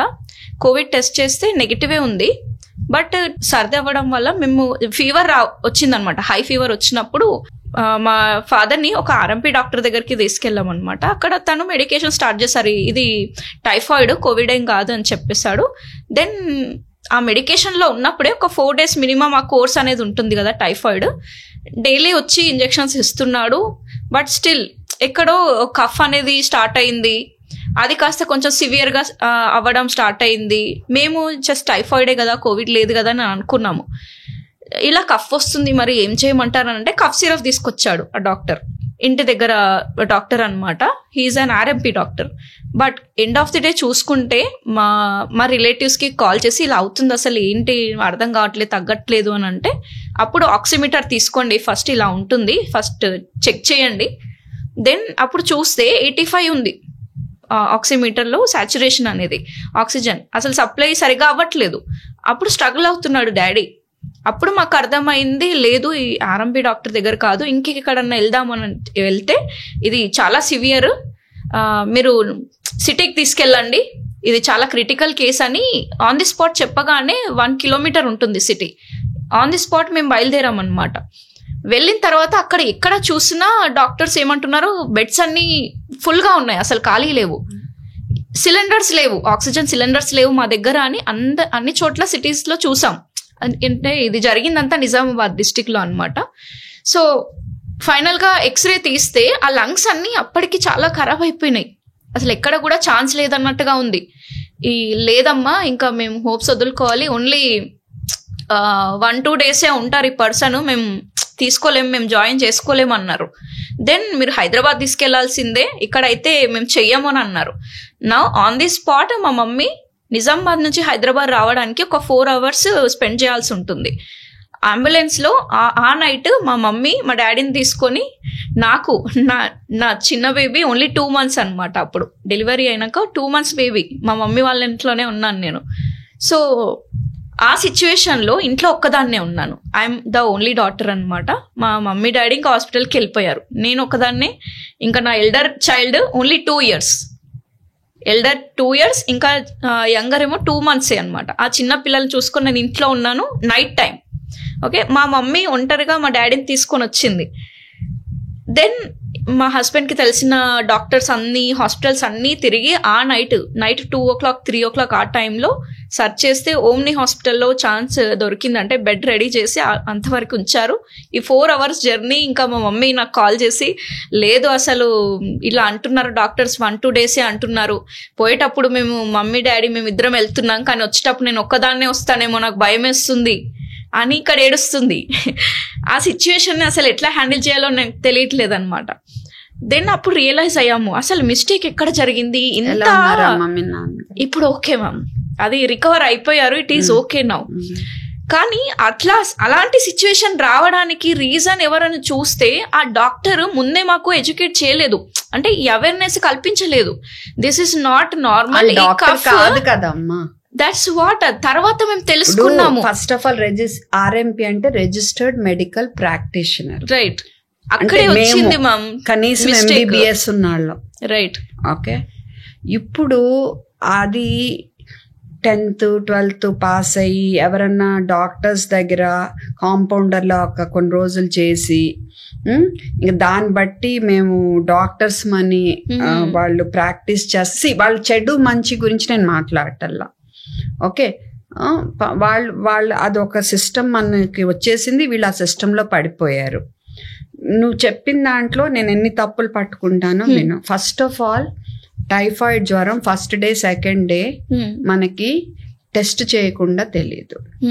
మన ఓళ్లలో వైడాల్ టెస్ట్లను చేసేస్తారు, అసలు ఫస్ట్ వీక్ వైడాలే చేయకూడదు. ఇప్పుడు అసలు వైడాల్ వేస్ట్ అంటున్నారు. ఓకే, బ్లడ్ కల్చర్ చేయాలి ఫస్ట్ వీక్, సెకండ్ వీకే వైడాల్. కాకపోతే నేను చూస్తాను ప్రతి ఒక్కరికి టైఫాయిడ్ అంటారు, 3 రోజులు 4 రోజులు ఇంజెక్షన్స్ ఇస్తారు. అసలు నిజంగా టైఫాయిడ్ అయితే నువ్వు ఇచ్చిన ఇంజెక్షన్ 1 dayలో జ్వరం తగ్గదు. స్టెప్ ల్యాడర్ ప్యాటర్న్ అంటాం, అంటే నెమ్మదిగా తగ్గుద్ది టైఫాయిడ్ జ్వరం. ఎప్పుడు ఒక్కసారిగా తగ్గిపోదు. కాకపోతే ప్రతి ఒక్కళ్ళు typhoid diagnosis and bold and injections, మందులు, steroids. Okay, first of all మనలో మార్పు రావాలి, వీళ్ళు డాక్టర్లు కాదు అనేది మనకు తెలియాలి. అవును, కానీ ఇలా అంటాను నేను ఈజీ. ఇప్పుడు చాలా మంది మేము ఎక్కడికి వెళ్తాము, నైట్ పూట మాకైనా జ్వరం వచ్చింది అనుకో, అతను వచ్చి ఒక ఇంజెక్షన్ వేస్తాడు, నాకు అవైలబుల్ ఉన్న వాళ్ళని చూస్ చేసుకుంటారు కదా. మరి అక్కడే మిస్టేక్ చేస్తున్నారు. తర్వాత రియలైజ్ అయ్యాం మేము నిజంగా అసలు అంటే అవైలబుల్ ఉన్నాను చూసుకోవటం వల్ల మీరు నష్టపోతున్నారు. అప్పుడు మీకు జ్వరానికి ఒక ఇంజెక్షన్ వేసి స్టిరాయిడ్ ఇచ్చేసాను అనుకో, అమ్మ నాకు చాలా ప్రమాదకరమైన జబ్బు లోపల ఉంది, స్టిరాయిడ్ ఇచ్చాను అనుకో, అప్పటికప్పుడు జ్వరం తగ్గినట్టు ఉంటది, హుషారు వచ్చేస్తుంది, 2 రోజులకి మొత్తం జబ్బు బయటపడుతుంది. ఓకే, సో మరి అలానే వీళ్ళు ఎంతో మంది దాని మీద ఆధారపడి బతుకుతున్నారు. సో గవర్నమెంట్ కూడా వాళ్ళకి వేరే రకమైన వృత్తి కల్పించి, ఓకే, తర్వాత మన ప్రైమరీ హెల్త్ సెంటర్లు వీటిల్లో ఉండే డాక్టర్స్ మంచిగా అవైలబుల్గా ఉండే అటు చూసుకుంటా, గ్రామీణ ప్రాంతాల్లో అది చూసుకుని ప్రజల్లో కూడా ఇదిగో మీకు ఏమైనా సమస్య వస్తే ఇక్కడికి వెళ్ళాలమ్మా, అట్లీస్ట్ కనీసం కొంత ఎంబీబీఎస్ ట్రైన్ అయిన వాళ్ళు ఉన్నారు అనేది ఒక అవగాహన కల్పించి సిస్టమ్ని రివాంప్ చేయాలి. అంతేకాని ఇది అంత ఈజీగా తేలే సమస్య కాదు, ఎందుకంటే ఇది పాతుకుపోయింది మన సిస్టంలో. వీళ్ళు డాక్టర్స్ అని అనుకుంటున్నారు. ఇప్పుడు నా దగ్గర వర్క్ చేసే వాళ్ళే నా ఎగ్జాంపుల్స్ చెప్తా. వాళ్ళకి జ్వరం వస్తే కొంతమంది ఇప్పుడు వెళ్ళట్లే, ఇదివరకు ఏమైంది నాకు జ్వరం వచ్చిందమ్మా వెళ్ళి ఇంజెక్షన్ వేయించుకొచ్చేసి నెక్స్ట్ డే బాగుంది అంటారు. ఆ 2-3 రోజుల్లో మళ్ళీ అది ఎక్కువ అవుతుంది. ఓకే, సో అసలు డాక్టర్స్ కాదు, they are not doctors. Right, they are not doctors. అంటే ఏ జబ్బు వచ్చినా ఒకే మందు ఇస్తారు అన్నట్టు. వేర్ చిన్న పిల్లాడికి సర్కంసిషన్ అంటే ముందు తోళ్ళు తీసేస్తాం కదా, కొంతమంది చేపించుకుంటారు కదా, పొరపాటున పీనిస్ కట్ చేసింది కూడా జరిగింది. ఇంక ఇమాజిన్ చేస్తారా? అవి అన్ని చేస్తున్నారు. ఇప్పుడు షుగర్ జబ్బాళ్ళకి ఏలు పుచ్చిపోయింది అనుకో, వాళ్ళు యాంప్యుటేట్ చేస్తున్నారు. Okay, and deliveries, I mean like చాలా ఘోరంగా ఉంది పరిస్థితి. నష్టపోయేది పాపం పేద ప్రజలు అందరికంటే. అవును, అందరికంటే. మీరు చదువుకున్న వాళ్ళు, మీ వాళ్ళు కూడా అలాగే వెళ్ళారు కదమ్మా. అంటే లైక్ అంటే చిన్న చిన్న వాటికి వెళ్తాం కదా, ఇదే చిన్నది కాదు. పెన్నీ వైజ్ పౌండ్ ఫులిష్ అనేది ఎందుకు వచ్చింది? మనం చిన్నది అనుకుంటాం, కొంతలో అయిపోద్ది అనుకుంటాం, ఆర్ మనకి ఈజీగా వాళ్ళ ఇంటికి వస్తున్నారు అనుకుంటాం. ఇప్పుడు ఈ డాక్టర్ ఏంటి ఫోన్ చేసిన ఎత్తదు, మనం ఏం కోసం అయితే హాస్పిటల్కి వెళ్ళాలి, వీళ్ళైతే మన ఇంటికి వస్తున్నారు అనుకుంటాం, ఈజీ అవైలబుల్. బట్ వీళ్ళు రావటం వల్ల మనకి అప్పటికప్పుడు తాత్కాలికంగా ఏమన్నా ఊరట కల్పించినా ఇప్పుడు లాంగ్ టర్మ్ లో మనకి నష్టం జరగవచ్చు. కరెక్ట్. అక్కడికి వెళ్తే మనకి కొంచెం శ్రమ పడి వెళ్ళినా అట్లీస్ట్ మంచి రిజల్ట్ ఉంటుంది. ఈ అవగాహన అనేది ఉండాలి. అసలు ముందు అసలు ఈ సిస్టమ్ ఉండకూడదు మా. చాలా ఫ్రస్ట్రేటింగ్ దిస్ ఇస్. అలాని వాళ్ళు చెడ్డ వాళ్ళని నేను అంటల్లా. అన్ని చోట్ల చెడు మంచి ఉంటారు. అవును, మాలో ఉంటారు. ఫస్ట్ ఎయిడ్ వరకు అయితే ఓకే, కానీ దాని తర్వాత డబ్బులు ఎలా వస్తాయి? అప్పుడు ఫస్ట్ ఎయిడ్ పేరెంట్స్ నే నేర్చుకోమంటున్నాగా. కరెక్ట్. ఇన్ఫాక్ట్ గవర్నమెంట్ కూడా ప్రతి హై స్కూల్లోనూ ఫస్ట్ ఎయిడ్ నేర్పిస్తే తరతరాలకి అది పాతుపోద్ది ఫస్ట్ ఎయిడ్. అవును. అప్పుడు నువ్వు ఇంకా ఏం రన్ చేసుకుంటావు? ఫస్ట్ ఎయిడ్ కోసం నీ దగ్గరికి ఎవరు వస్తారు? నువ్వు నీ కుటుంబాన్ని ఎలా పోషించుకుంటావు? కరెక్ట్. సో అవ్వదు. అందుకని వీళ్ళకి వేరే రూట్ ఏదన్నా చూపించి మన ఊళ్ళల్లో ఉన్న ప్రైమరీ హెల్త్ సెంటర్లు, విలేజ్లో ఉన్న హెల్త్ సెంటర్లు ఇంప్రూవ్ చేసి ప్రజలకు ఒక మెయిన్ అవేర్నెస్, అవగాహన కల్పించి అండ్ ప్రతి వాళ్ళ ఇంటికి రావాలనేది తీసేస్తే బాగుంటుంది. ప్రస్తుతానికి మనం ఏదో సిటీలో ఉన్నామని కాదు. ఇప్పుడు ఎవరు వెళ్తున్నారమ్మా ఇంటికి? మీరు హాస్పిటల్కి వెళ్ళండి. ఎందుకు వెళ్ళరు మీరు? అంటే రూరల్ ఏరియాస్ లో చూసుకుంటే ఎందుకు వెళ్ళకూడదు? ఇంకా రూరల్ ఏరియాస్ దగ్గరే ఉంటాయిగా primary health centres. All time ఇప్పుడు మిడిల్ ఆఫ్ ది నైట్ అని అన్నాం కదా, ఆ middle of the night A doctors available ఉండరు. ఉండేట్టు చూడాలి గవర్నమెంట్. అక్కడ పోస్టింగ్ పెట్టినప్పుడు ఉండేట్టు చూడాలి. మరి అయితే రైట్. మరి నన్ను అడగొచ్చు, మరి నువ్వు వెళ్ళి కూర్చోవచ్చు. కానీ కొంతమంది ఇప్పుడు కామెంట్లు వేస్తారు. నేను ఇక్కడ ఉండాలని నిర్ణయించుకున్నా, నేను గవర్నమెంట్ సర్వీస్ లో లేను. నేను ఒక స్టెప్ తీసుకుని గవర్నమెంట్ సర్వీస్ కాదు, నేను ప్రైవేట్ గా ఉందామనుకుని నేను కష్టపడ్డాను. నెలకి 5,000 ఇంటికి తీసుకెళ్లిన రోజులు కూడా ఉన్నాయి. రైట్. ఓకే, సో కమెంట్స్ నేను ముందే చెప్తున్నా, ఇలాగ అంటారు, నువ్వు వచ్చి కూర్చో మా ఊళ్ళల్లో అని. నేను ఎందుకు కూర్చుంటాను? నా వృత్తి ధర్మం నేను బాగా నిర్వర్తిస్తున్నాను. అలా ఎవరి వృత్తి ధర్మం వాళ్ళు నిర్వర్తించాలి. అండ్ ఎవరు కరెక్టో వాళ్ళ దగ్గరికి వెళ్ళి మీరు చూపించుకోండి. తర్వాత మీరు నష్టపోయినా మరి అది మీ తప్పే అవుతుంది. రైట్. మీరు పర్సనల్ గా ఎక్స్పీరియన్స్ చేశారు. రైట్. లైఫ్ లెసన్ అన్నమాట మాకి. ఎలా ఉండుంటది ఆ టైంలో? కరెక్ట్. అసలు మీరు చెప్తుంటేనే ఐ మీన్ లైక్ దడగా అనిపించింది. ఆఫ్టర్ జాయినింగ్ కూడా ఓమ్ని హాస్పిటల్లో ఒక 1 వీక్ వరకు మాకు తెలీదు నెక్స్ట్ ఏమైతుందో అనేది. అసలు గ్యారంటీ ఇవ్వలేదు. మన కోవిడ్ గురించి అవగాహన ఇంకా రాలేదు కదా. వదులుకోవాలని ఒక 1 వీక్ చెప్పారు మాకు. దెన్ అసలు ఏమైందో ఎట్లయిందో తెలియదు, కానీ మిరాకిల్ అయిందని నేను చెప్తాను. అదృష్టం అంతే. లేటర్ మా డాడీని అడిగిన తర్వాత, డాడీ నువ్వు 1 వీక్ నువ్వు బెడ్ మీద ఉన్నావు, నీకేమైనా గుర్తుందా అంటే, నేనా అని అంటున్నాడు ఇప్పుడు. అంటే అసలు నమ్మలేకపోతున్నాడు డాడీ కూడా. బట్ వాట్ ఎవర్, మన అదృష్టం బయటపడ్డారు అంతే. అవును మ్యామ్, నిజంగా. ఇప్పుడు ప్రెగ్నెంట్ ఉమెన్ ఉంటారు, ఆ ఉమెన్ ఎప్పుడైతే ప్రెగ్నెంట్ లో ఉన్నప్పుడు ఏదైతే ఫ్యామిలీ మెంబర్స్ తీసుకునే ఆ కేర్ కానీ ఆ లవ్ కానీ ఆఫ్టర్ డెలివరీ తర్వాత ఆ ఫోకస్ అంతా కూడా బేబీ మీదకి వెళ్తుంది, రైట్? అంటే ఈ ప్రెగ్నెంట్ అదే డెలివరీ ఇచ్చిన మదర్ని రిస్ట్రిక్షన్స్ చేస్తూ ఉంటారు. ఈవెన్ హెల్దీ ఫుడ్ తినాలని డాక్టర్స్ ఎంత చెప్పినా, అంటే బ్యాలెన్స్డ్ మీల్ తినాలి అప్పుడే పాలు వస్తాయి అని ఎంత చెప్పినా, ఇంట్లోకి వెళ్ళేసరికి వాళ్ళు అలానే చెప్తారు, నువ్వు ఇదే తినాలి, ఇలా కూర్చోవాలి, అది చేయకూడదు, ఇది చేయకూడదు. ఈవెన్ తన బాడీ తను బౌన్స్ బ్యాక్ అవ్వడానికి లిటిల్ ఎక్సర్సైజెస్, చిన్న చిన్న యోగాసనాలు వేసుకోవాలన్నా కూడా రిస్ట్రిక్షన్స్ అనమాట. నువ్వు ఇప్పుడు బాలెంతవి, నువ్వేం చేయకూడదు, అది అని కొన్ని రిస్ట్రిక్షన్స్ పెడుతూ ఉంటారు. అంటే ఎలా చూసుకోవాలి ఆఫ్టర్ డెలివరీ తర్వాత ఆ చైల్డ్ని ఇంకా ఆ మదర్ని? మా అమ్మాయి నాతో అంది, అమ్మ నాకు డెలివరీ అయినప్పుడు అందరూ బేబీ దగ్గరికి వెళ్తారు, నువ్వు మట్టుకు నా దగ్గరికి రావాలని మొన్న అంది మాటల్లో. అంది, అది గుర్తొచ్చింది మీరు చెప్తుంటే. ఓకే, డెలివరీ అవ్వగానే అటు వెళ్ళిపోతారు అందరూ. కరెక్ట్. సో యా, అమ్మని గబుక్కుని మర్చిపోతాం. సో మర్చిపోకూడదు.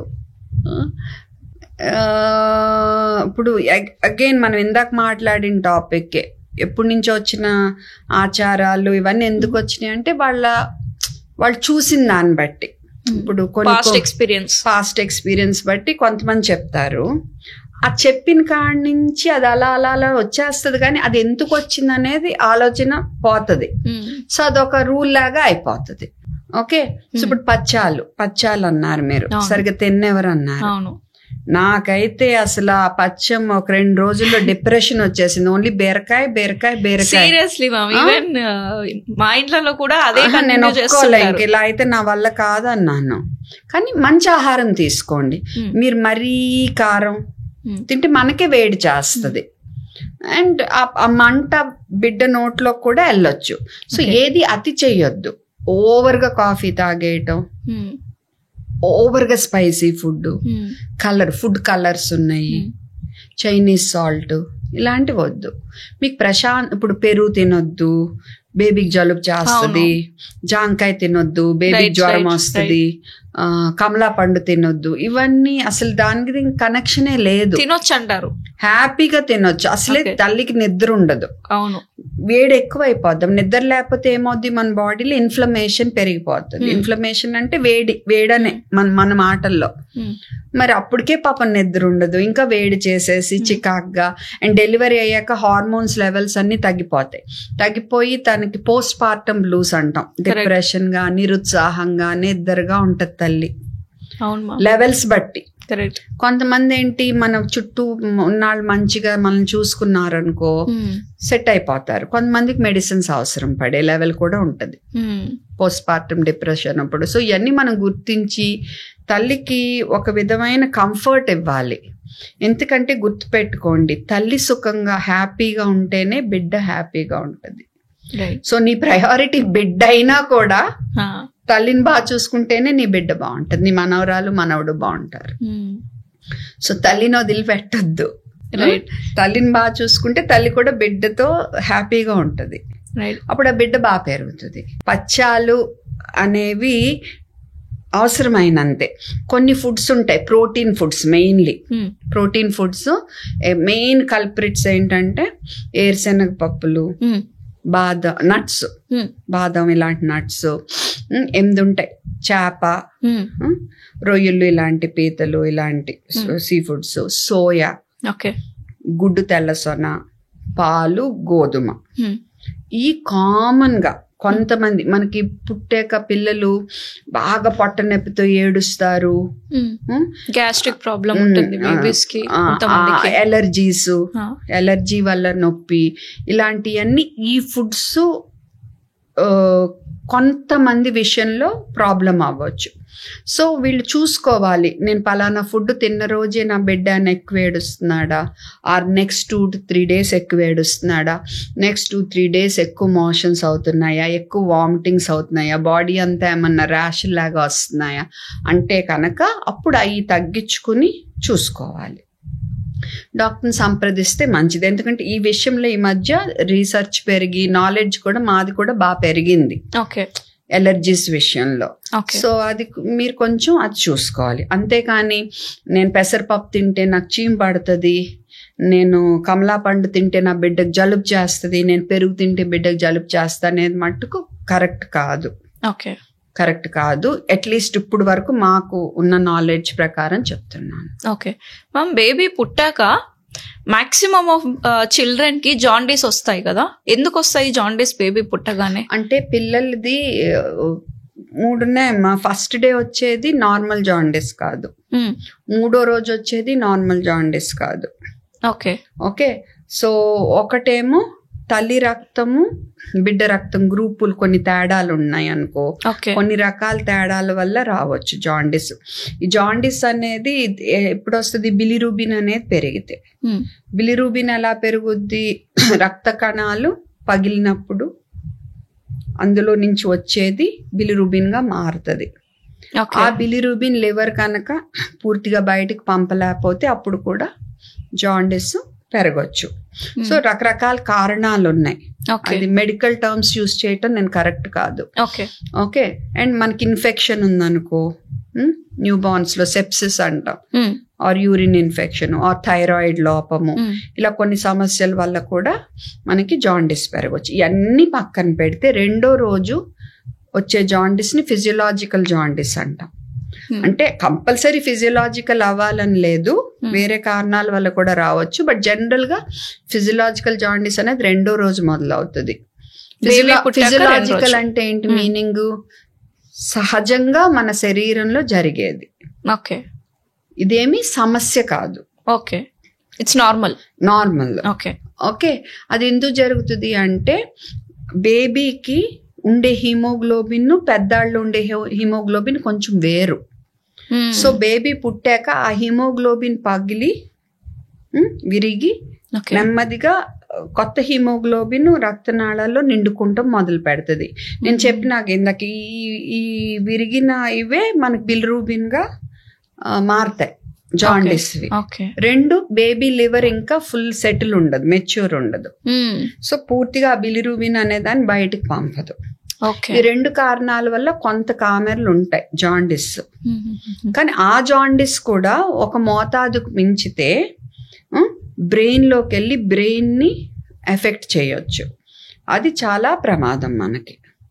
అందుకని మనం జాండీస్ జాగ్రత్తగా చూసుకుంటా ఒక లెవెల్ దాటితే బ్లూ లైట్ లో పెట్టడం ఇలాంటివి జరుగుతాయి. మరీ మితిమీరితే రక్తం మార్పిడి కూడా చేయాల్సి వస్తుంది. అంత చిన్న పిల్లలకి చేయాల్సి వస్తుంది. ఈ రోజుల్లో అదృష్టవశాత్తు ఆ లెవెల్కి వెళ్ళట్లా. కొంతవరకు ఈ విషయంలో బాగానే లైట్లతోనే సెట్ అయిపోతుంది మనకి.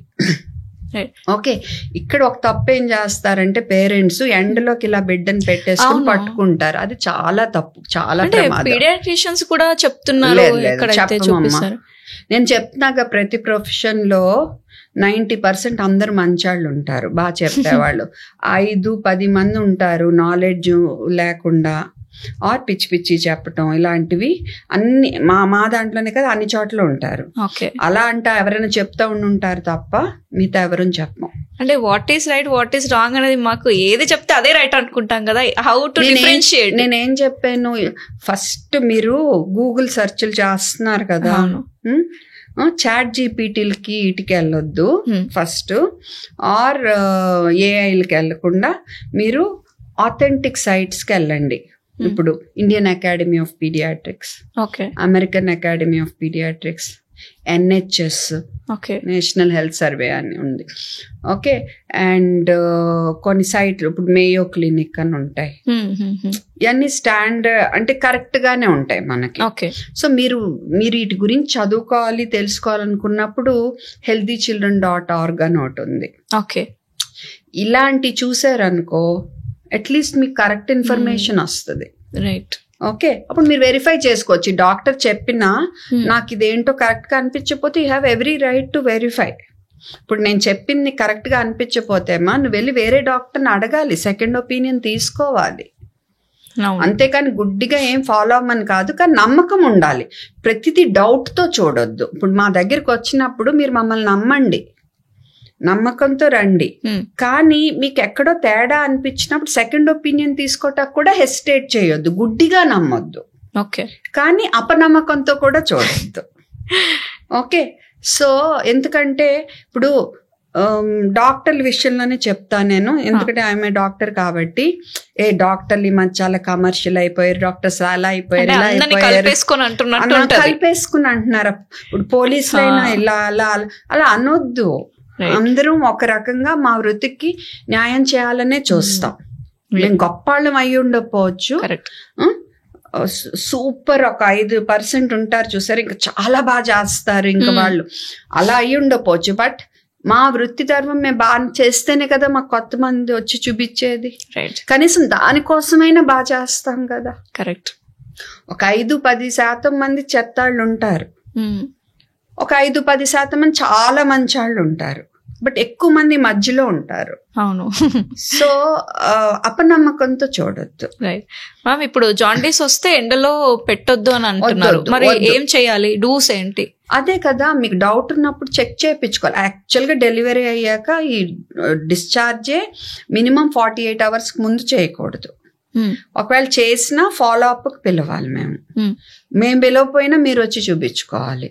ఎందుకంటే జాండీస్ చెక్ చేయాలి, ఎందుకంటే ఎక్కువైపోతే బ్రెయిన్ ఎఫెక్ట్ అవుతుంది కాబట్టి చూపించుకోవాలి. మళ్ళా రమ్మన్నాం అనుకో టెస్ట్కి వెళ్ళండి. ఓకే. సో ఒకళ్ళు మోతాదుకు మించింది అనుకో, అప్పుడు మేము దానికి ట్రీట్మెంట్ పెడతాము, ఫాలో అవ్వండి. బట్ గుడ్డిగా నమ్మాల్సిన అవసరం లేదు. మీకు ఏదో ఎక్కడో తేడా అనిపిస్తే మీరు సెకండ్ ఒపీనియన్ తీసుకోండి, కానీ ట్రీట్మెంట్ డిలే చేయొద్దు. ఎందుకంటే ఈ ఒక్క మిస్టేక్ చేస్తే లైఫ్ లాంగ్ మీ బిడ్డ సఫర్ అవుతుంది. బ్రెయిన్ ఎఫెక్ట్ అవటం అంటే మాటలు కాదు కదా, మాటలు కాదు. సో అది గుర్తు పెట్టుకోండి. అంటే తర్వాత బిడ్డకు జాండీస్ ఉంటే పాపం తల్లుని చికెన్ గుడ్డు తినేవారు, అసలు దానికి దీనికి కనెక్షనే లేదు. ఓకే, కనెక్షన్ లేదంటే లేదు. సో హాయిగా తినొచ్చు. హాయిగా తినొచ్చు. ఇంకోటి ఉంది బ్రెస్ట్ మిల్క్ జాండీస్ అని, అంటే పిల్లలు తల్లిపాలు తాగటం వల్ల కొన్ని రోజులు జాండీస్ ఎక్కువ ఉంటది. ఓకే, దాని ట్రీట్మెంట్ అయినా నెమ్మదిగా అది వెళ్ళిపోతుంది. అలా అని వదిలేయకుండా, ఇప్పుడు నేను చెప్పాను కదా అని వదిలేయకుండా, జాండీస్ ఉన్నప్పుడు పీడియాట్రిషియన్ కలిసి కరెక్ట్గా అర్థం చేసుకుని దాని ప్రకారం ప్రొసీడ్ అవ్వాలి. అంటే ఇప్పుడు ఎండలో పెట్టొద్దు అన్నారు కదా, పెడితే ఏమవుతుంది? మా బిడ్డ వేడెక్కిపోయి ఫిట్స్ రావచ్చు. 5-10 minutes అన్నారు కదా, చెప్పలేం. ఎర్లీ మార్నింగ్స్ 5-10 minutes పెట్టండి. మామూలుగా మీరు ఎర్లీ మార్నింగ్ బయట నుంచి ఉంటే అది వేరే విషయం. మన వాళ్ళు అలా ఎక్కడ చేస్తారు, బట్టలన్నీ ఇప్పేసి వేడి ఎండలో ఇలా పట్టుకుంటారు. ఎంత డేంజర్. బిడ్డ చల్లబడిపోవచ్చు, అప్పుడు బాగా గాలేసింది అనుకో అమ్మా చల్లబడిపోవచ్చు. ఆర్ బాగా ఎండ ఉంది అనుకో ఒళ్ళు వేడెక్కిపోయి ఫిట్స్ అయ్యి వచ్చేసి డేంజర్ అయిపోవచ్చు. రైట్ మ్యామ్, పిల్లలకి ఫీవర్ వచ్చినప్పుడు కొన్ని మెడిసిన్స్ చూసాను. దాంట్లో ఒకటి పారాసెటమాల్ యాజ్ యూ రికమెండెడ్, ఇంకోటి ఐబుప్రూఫిన్ అని ఒకటి ఉంటుంది, ఇంకోటి మెఫాజిసిక్ అని ఉంటుంది. నేను చెప్తా. అసలు వీటికి అన్ని డిఫరెన్షియేషన్ ఏంటి? ఫస్ట్ లైట్ జ్వరాలకి అది బాడీ రియాక్షన్ అంతే. ఓకే, మనం మందులు ఇచ్చేయకూడదు, అవసరం లేదు. అసలు పారాసెటమాల్ కూడా అవసరం లేదు. అవసరం లేదు. ఓకే ఓకే, థర్మామీటర్ అనేది ఫస్ట్ 6 నెలల వరకు మనం చెవిది వాడకూడదు. ఓకే, 6 ఏళ్ల వరకు నోటిది వాడకూడదు. ఫస్ట్ ఇది గుర్తుపెట్టుకోండి. తర్వాత చంకలో సుమారుగా మీకు ఈజీ కాబట్టి చెప్తాం. కొంతమంది ఇక్కడ చూస్తారు, కొంతమంది చంకలో చూస్తారు. డిజిటల్ ఏమో చంకలో పెడతాము, ఇది ఇన్ఫ్రారెడ్. ఓకే, ఇట్లా చూసేది. సో వాటిల్లో మనకు 99.5 100 ఉంది అనుకోండి, అప్పుడు పారాసెటమాల్ వరకు, అది కూడా డోస్ కరెక్ట్ గా చూసుకుని ఇవ్వచ్చు. 2 డోసుల మధ్య కనీసం 4 గంటలు గ్యాప్ ఉండాలి. 24 గంటలు 5 డోసుల కంటే ఇవ్వకూడదు. అండ్ చల్ల నీళ్లతో అద్దకూడదు, నునివెచ్చని బట్టతో అద్దొచ్చు, అది కూడా సెంటర్ ఆఫ్ ద బాడీ. ఎందుకు అద్దకూడదని మీరు అడగొచ్చు. చల్ల నీళ్లతో మొత్తం అద్దేస్తే వేడంతా సెంటర్కి వెళ్ళిపోయి ఫిట్స్ రిస్క్ పెరగవచ్చు. ఓకే, సో ఇది మీ కొత్త పాయింటే కదా. ఓకే, సో రెండోది ఏంటి, జ్వరం అప్పుడు తల్లిదండ్రులు 6 నెలల నుంచి 6 ఏళ్ల వయసు పిల్లలకి ఫిట్స్ వచ్చే రిస్క్ ఉంటుంది.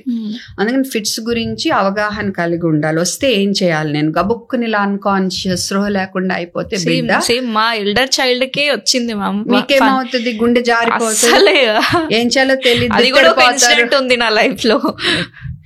ఏం లేదు, 5 నిమిషాల్లో తేరుకుని ఉంటాడా. అంటే ఫస్ట్ హై ఫీవర్ ఉంది, ఇలానే హాస్పిటల్కి వెళ్ళాము ఇంటి దగ్గర, అంటే MBBS డాక్టర్ అనమాట. వచ్చి మెడిసిన్ వేసి ఇట్లా పడుకోబెట్టాను. నేను ఇట్లా కొంచెం వాష్రూమ్ వెళ్దామని వెళ్ళాను, స్టార్ట్ అయిందనమాట సడన్ గా.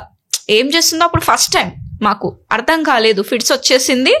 సడన్ గా మేము హాస్పిటల్కి రష్ అయిపోయాం. అక్కడ ఆ టైంలో మా అదృష్టం ఏంటి అంటే ఆ డాక్టర్ ఆ టైంలో అబ్సెంట్ అయ్యి అతని ప్లేస్ లో హైదరాబాద్ నుంచి నీలోఫర్ డాక్టర్ టెంపరీగా వచ్చారంట. ఆ ప్లేస్ లో, అంటే రూరల్ ఏరియా అది, వచ్చారంట. ఇఫ్ ఇన్ కేస్ ఆ నీలోఫర్ డాక్టర్ కనుక లేకపోతే ఐ డోంట్ నో మళ్ళీ ఆ సందర్భంలో ఏం జరిగేదో మాకు అర్థం కాలేదు. అంటే ట్రై చేశారు వాళ్ళు, సమ్ ఇంజెక్షన్ ఇచ్చారు, బట్టలని తీసేశారు, తుడ్చారు, ఇవన్నీ చేశారు. అంటే ఫిట్ కంటిన్యూ అయిందా? కంటిన్యూ అయింది, ఒక 5-10 minutes ఉంది మ్యామ్. దాని తర్వాత అప్పుడు కంట్రోల్ అయ్యింది. ఓకే. సో జనరల్ గా జ్వరం వచ్చే అప్పుడు ఫిట్స్ 5 నిమిషాల కంటే ఉండవు. వాటిని టిపికల్ ఫిబ్రైల్ సీజర్స్ అంటాం. ఓకే. ఆ పైన ఉంటే ఏటిపికల్ ఫిబ్రైల్ సీజర్స్ అంటాము. Okay. Typical febrile seizures 1 year తర్వాత వచ్చినప్పుడు మేము టెస్టులు కూడా ఏం చేయం. మీరు హడావిడి పడిపోయి MRIలు CTలు చేయించొద్దు, EEGలు. ఓకే. పైన ఉంటే ఏటిపికల్, దానికి మనం ఫర్దర్ చూడాలి ఎందుకు వచ్చినాయి అనేది. బెస్ట్ అయితే పీడియాట్రిక్ న్యూరాలజిస్ట్ ని కలవటం. ఏటిపికల్ కే, మళ్ళీ టిపికల్ కాదు. ఓకే. సో ఓకే, బ్యాక్ వద్దాము. ఫిట్స్ వచ్చినప్పుడు పేరెంట్ గా నువ్వేం చేయాలి అనేది ఇంపార్టెంట్. రైట్. ముందే తెలుసుకుని ఉన్నాం అనుకో అమ్మ, అప్పుడు తప్పులు చేయం. కరెక్ట్. ఆ 5 నిమిషాల్లో కోలుకుంటాడు బిడ్డ 90% వరకు. ఓకే. మనం తెలియక తప్పులు చేస్తేనే ప్రమాదం అవుతుంది. నువ్వు చేతిలో తాళం పెట్టావు, గబుక్కు నెల పొడుచుకుంటే డేంజర్. నోట్లో స్పూన్ పెట్టావు, గబుక్కు నెల వెనకాల గుచ్చుకుంటే డేంజర్. నీళ్లు గట్టిగా జిమ్మావు, ఫిట్స్ ఎక్కువ అవ్వచ్చు. ఓకే. ఓకే. ఊపేసావు, ఆ మెదడంతా కదిలిపోతుంది. నోట్లో ఏమైనా ఉంటే గబుక్కు నెల్లి ఇక్కడ అడ్డం పడుతుంది. సో ఏమి చెయ్యొద్దు. ఓకే, నాకు బిడ్డకు జ్వరం రేజ్ అయ్యే టైంలో ఒకసారి ఫిట్స్ రావచ్చు అని నీకు తెలుసు కదా, నువ్వు ఇప్పుడు ఈసారి ప్రథమ చికిత్స నేర్చుకుని ఉండు. ఏంటి, గబుక్కు కొంచెం షర్ట్ వదులు చేయటం. ఓకే. నోట్లో ఏమన్నా ఉంటే తీసేయటం. అండ్ ఇక్కడ గట్టిగా కొట్టుకోకుండా, జనరల్ గా చిన్నపిల్లలు కొట్టుకునే రావు, ఇలా బిత్తరిపోయే వస్తాయి. కళ్ళు మీదకి చేసి ఉంటారు. పెద్దాళ్ళ విషయంలో కూడా చెప్తున్నా, కొట్టుకునేటుంటే కొంచెం దిండది పెట్టి వాళ్ళకి దెబ్బ తగలకుండా చూసుకోవటం. చుట్టుపక్కల అన్న షార్ప్ ఉంటే తీసేయటం, పొదునుగా ఉన్నవి అయ్యి వాళ్ళకి దెబ్బ తగలకుండా మెయిన్. దెన్ ఫిట్ ఆగగానే వాళ్ళని సైడ్కి పడుకోబెట్టడం. చంటి పిల్లలు అయితే ఇలా సైడ్కి ఎత్తుకుని కొంచెం తల డౌన్, కొంచెం కాలెత్తు, అంతేకాని మళ్ళీ ఇలా కాదు, ఓకే, ఉల్టా పెట్టడం కాదు, సైడ్ కి స్లైడ్ చేయాలి.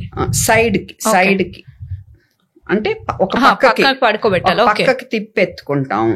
ఎత్తుకుని ఎత్తుకోవటం కూడా తల కొంచెం డౌన్, కాళ్ళు కొంచెం ఎత్తు, తల కిందికి ఉండాలి. అవును. మీకు అది ఫోటో పంపిస్తాను. ఓకే. సో అలా ఎత్తుకుని హాస్పిటల్కి వెళ్ళాలి మనం. అలా ఎందుకు ఎత్తుకోవాలని మీరు నన్ను అడగాలి. ఏంటి రీజన్ ఇలా ఎత్తుకోవచ్చుగా అంటే, నోట్లో ఉన్న ఉమ్ము వాంతి ఏదన్నా ఉంటే మళ్ళీ వెళ్ళి విండు పైపులో అడ్డం పడుతుంది, వాళ్ళు స్లోలో లేరు కదా. ఇలా ఎత్తుకున్నా అనుకో, నోట్లో ఏమన్నా ఉన్నా కరెక్ట్. సో మనం కరెక్ట్ గా హ్యాండిల్ చేస్తే 5 నిమిషాల్లో కోలుకుంటాడు బిడ్డ. ఈ 5 నిమిషాల్లో మనం సరిగ్గా హ్యాండిల్ చేయకపోవటం వల్ల మిస్టేక్ జరగకూడదు. Right. Okay. So fits first aid తెలుసుకుని ఉండాలి. జ్వరం అప్పుడు ద్రవ పదార్థాలు బాగా ఇవ్వాలి, ఫుడ్ తినకపోయినా ఫోర్స్ చేయకూడదు. మరి హై జ్వరం వచ్చింది అనుకో, 103, 104, 103, 104 ఫారెన్హైట్, అవును, ఆర్ 39-40 degrees సెంటిగ్రేడ్. నేను పారాసిటమాల్ ఇచ్చిన తగ్గలేదు. బెస్ట్ ఆప్షన్ ఏంటంటే ఐబుప్రోఫెన్. అది దొరకకపోతేనే మెఫెనమిక్ యాసిడ్. ఎందుకు నేను చెప్పానంటే ఐబుప్రోఫెన్, మెఫెనమిక్ యాసిడ్ రెండు కూడా పొట్టకి అంత మంచి కాదు. ఓకే. ఓకే. ఆ తర్వాత కిడ్నీలకి వీటికి అతిగా వాడితే, ఇవన్నీ కాకుండా మెఫెనమిక్ యాసిడ్ అతిగా వాడితే ఫిట్స్ రిస్క్ పెరుగుద్ది. అందుకని మందులు ఎప్పుడు అవసరం బట్టి వాడాలి. ఈ వాడటం వల్ల మనకి రిస్క్ ఎక్కువ, ఉపయోగం ఎక్కువ, నష్టం ఎక్కువ. రైట్. సో అవసరం లేకుండా వాడితే నష్టం, ఇప్పుడు మరీ హై జ్వరము పారాసెటమాల్ తో తగ్గట్లేదు అనుకో ఒక డోస్ ఇద్దాము. బట్ ఈ 2 మందులు కూడా ఇచ్చేప్పుడు డోసులు ముందే వీటి మీద బాటిల్ మీద ఇండియాలో ఉండవు. పాశ్చాత్య దేశాల్లో మెఫెనమిక్ యాసిడ్ వాడరు జ్వరానికి. మన దేశంలోనే ఇష్టం వచ్చినట్టు వాడేస్తున్నారు. ఇది ఓవర్ గా వాడితే ఫిట్స్ రిస్క్ అని వాడరు. ఓకే, 1-2 డోసులకి ఏం అవ్వదు అనుకో. సో ఈ ఐబుప్రోఫెన్ అనేది కూడా ఏంటి డోసులు ఉండవు, అందుకని మీరు ముందే తెలుసుకుని ఉండాలి. ఈ ఐబుప్రోఫెన్ ఆర్ మెఫెనమిక్ యాసిడ్ మనకి ఇక్కడ పై పొట్ట నొప్పి బాగా ఉన్న కంటిన్యూస్ వాంతులు ఉన్నా ఇవ్వకూడదు. ఈ మధ్య చాలా సార్లు చూస్తున్నా అలాంటి గ్యాస్ట్రైటిస్ నొప్పికి, గ్యాస్ నొప్పి, పై పొట్ట నొప్పికి ఈ మందులు ఇస్తున్నారు. ఈ మందులు ఇస్తే ఇంకా ఎక్కువైపోతుంది సమస్య. అసలు వాళ్ళకు కూడా తెలియదా? వచ్చినట్టు వెళ్ళి ఫార్మసీకి వెళ్ళి కొనేసుకుని వేసేసుకుని వాళ్ళు ఇస్తున్నారు ఏమో మరి. ఓకే, నేను ఏం వేసుకున్నాం అంటే ఇది వేసుకున్నాం. ఓకే, ఇప్పుడు వీటిల్లో ప్రాబ్లం ఎక్కడ వచ్చిందంటే ఐబుప్రోఫెన్ కాంబినేషన్ వస్తుంది. ఐబ్యూజెసిక్ ప్లస్ అని, కాంబిఫ్లామ్ అని. అందులో పారాసెటమాల్ ఉంటుంది, ఐబుప్రోఫెన్ ఉంటుంది. మెఫెనమిక్ యాసిడ్ మెఫ్తాల్పీ అనేదేమో only mefenamic acid. But Meftagesic లో ఏముంది? Mefenamic acid, paracetamol. ఇప్పుడు నువ్వు 2 ఉన్నాయి ఇచ్చేవనుకో, నెక్స్ట్ పారాసెటమాల్ ఎప్పుడు ఇవ్వాలో మళ్ళీ నీకు కన్ఫ్యూజన్. ఓకే, ఐబుప్రోఫెన్ కి కనీసం 6 నుంచి 8 గంటల గ్యాప్. మెఫెనమిక్ యాసిడ్ కనీసం 6 నుంచి 8 గంటల గ్యాప్. ఐబుప్రోఫెన్ కి, పారాసెటమాల్ కి, మెఫెనమిక్ యాసిడ్, పారాసెటమాల్ కి మనం గ్యాప్ చూసుకోకల్లా. మళ్ళీ ఐబుప్రోఫెన్, మెఫెనమిక్ యాసిడ్ 6 నుంచి 8 గంటల గ్యాప్. ఓకే, సో మనం కాంబినేషన్ ఇచ్చేవనుకో నెక్స్ట్ మెడిసిన్ ఎప్పుడు వేయాలి నీకు తెలీదు. సో అందుకని కాంబినేషన్స్ చాలా వరకు అవాయిడ్ చేయండి. కొంతమంది మెఫ్తాజెసిక్ మార్నింగ్, మధ్యాహ్నం, నైట్, మార్నింగ్, మధ్యాహ్నం, అది చాలా రిస్కీ. మెఫెనమిక్ యాసిడ్ ఎక్కువ వాడితే ఫిట్స్ రిస్క్ పెరుగుద్ది అండ్ ఈ పొట్ట గట్టిగా కొడుతుంది. వాళ్ళు మళ్ళీ వామిటింగ్స్ అని దాన్ని అడ్మిట్ అవుతారు. సో మీరు జ్వరం వచ్చినప్పుడే వాడండి, అది కూడా ఓన్లీ పారాసెటమాల్ వాడండి. మరీ ఎక్కువ ఈ పారాసెటమాల్ తో కంట్రోల్ కాకపోతే అడపా ఒక్కొక్క డోసు ఐబుప్రోఫెన్, అది దొరకకపోతే mefenamic acid. Mefenamic acid and Meftal మీరు అనేది ఇవి కూడా డోసులు తెలుసుకుని ఉండండి. అండ్ కంటిన్యూగా వామిటింగ్స్ ఉన్నా, ఇక్కడ నొప్పి ఉన్నా మట్టుకు దయచేసి వాడొద్దు. కిడ్నీ జబ్బులు, డాక్టర్లు మీకు కిడ్నీ సమస్య ఉంది మీ బిడ్డకి, ఇది వాడొద్దు అని చెప్పుంటే కూడా వాడొద్దు. ఓకే, ఇప్పుడు మా పాప విషయానికి వస్తే ఎప్పుడైతే ఫిట్స్ రావడం స్టార్ట్ అయిన నుంచి నెక్స్ట్ 5 years వరకు మీరు జాగ్రత్తగా ఉండాలి. ఎప్పుడు ఫీవర్ వచ్చినా కూడా టాబ్లెట్ ఇచ్చారు, హాఫ్ వేయమని. Frisium right. అంటే ఇప్పుడు వచ్చి చాలా రోజులు అవుతుంది, I forgot the name. Frisium tablet ఖచ్చితంగా వేయాలి 3 days వరకు, జ్వరం వచ్చినా రాకపోయినా అని అన్నారు. Is it necessary? అసలు రాకపోయినా అవసరమా? అదేంటంటే ఇప్పుడు నీకు ఫిట్స్ అంటే భయపడ్డావు కదా, డెఫినెట్లీ కరెక్ట్. అందుకని అండ్ ఈ రిస్క్ ఎప్పుడు వరకు ఉంటదని చెప్పా 6 ఏళ్ల వరకు, 6 ఏళ్ల వయసు వరకు. అందుకని ఎప్పుడు జ్వరం వచ్చినా జ్వరం మందు, ఫిట్స్ మందు ముందే వేసేసి ఫస్ట్ 3 days వస్తాయి ఈ ఫిట్స్, ఈ రకం ఫిట్స్, తర్వాత రావు. అది మరి ఎందుకనేది మనకు ఇప్పటికీ తెలియదు. ఇదొకటి మన అబ్జర్వేషన్ అంతే. ఓకే, సో అందుకని అది ఇమ్మనేవాళ్ళు. కానీ ఇప్పుడు లేటెస్ట్ రూల్ ఏంటంటే, ఈ టిపికల్ ఫిబ్రైల్ సీజర్ ఇందాక నేను చెప్పా కదా 5 నిమిషాలు ఉండి తగ్గిపోయే టైపాటికి చాలా మందిలో 50% నుంచి 70% మనం రెండోసారి రావు. చాలా కొంతమందికే రెండోసారి వస్తాయి. ఇంకా 2 years తర్వాత వచ్చింది మళ్ళీ, అదే కొంతమందికే వస్తాయి అలాగా. అందుకని ఇప్పుడు రూల్ ఏం చెప్తున్నారు, మీరు ప్రతిసారి ఇవ్వద్దు, కానీ ఫిట్స్ వస్తే ఏం చేయాలో ప్రథమ చికిత్స మీకు తెలియాలి. అండ్ 3 నిమిషాల పైన ఫిట్స్ ఉంటే ఒక స్ప్రే ఉంది. అవును, స్ప్రే కూడా ఇచ్చారు. ఇఫ్ ఇన్ కేస్ అది కూడా పనిచేయకపోతే స్ప్రే కొట్టండి అని. ఆ స్ప్రే ఎలా కొట్టాలి, రైట్, ఎన్నిసార్లు కొట్టాలి, కొట్టేప్పుడు బేబీ పొజిషన్ ఎలా ఉండాలి, ఇవన్నీ నేర్చుకుని ఉండాలి. Right, okay. ఎందుకంటే చాలా మందికి రావు, వచ్చిన 3 నిమిషాల్లో వెళ్ళిపోతాయి. సో ఎందుకు మీరు 3 రోజులు మందు ఇవ్వాలి, కొంచెం మత్తు వచ్చే మందు అనేది ఒక రకం. సో అది నిర్ణయం మీరు తీసుకోవాలన్నమాట. డాక్టర్తో డిస్కస్ చేసుకుని, బాబాయ్ నాకు ధైర్యం లేదు, నేను ఇచ్చేస్తాను అనుకునే వాళ్ళు ఉంటారు కొంతమంది పేరెంట్స్. కొంతమంది ఏమో మీరు రావంటున్నారు కదా, చాలా వరకు వచ్చిన ఎక్కువసేపు ఉండదు, డేంజర్ ఉండదు అంటున్నారు కదా. సో 3 నిమిషాల పైన ఉంటే నాకు ఇది ఇచ్చే కాన్ఫిడెన్స్ నాకు ఉంది అని నిర్ణయం తీసుకునే వాళ్ళు కొంతమంది ఉంటారు. బట్ ఈ స్ప్రేలో కూడా మళ్ళీ 2 నంబర్లు ఉన్నాయి, 0.5 అని 1.25 అని ఉంటుంది. ఓకే, సో మళ్ళా అది కూడా చూసుకుని కొనుక్కుని మీరు కరెక్ట్ కొనుక్కున్నారు లేదు చూసుకుని కరెక్ట్ నెంబర్ ఆఫ్ స్ప్రేస్ కొట్టాలి.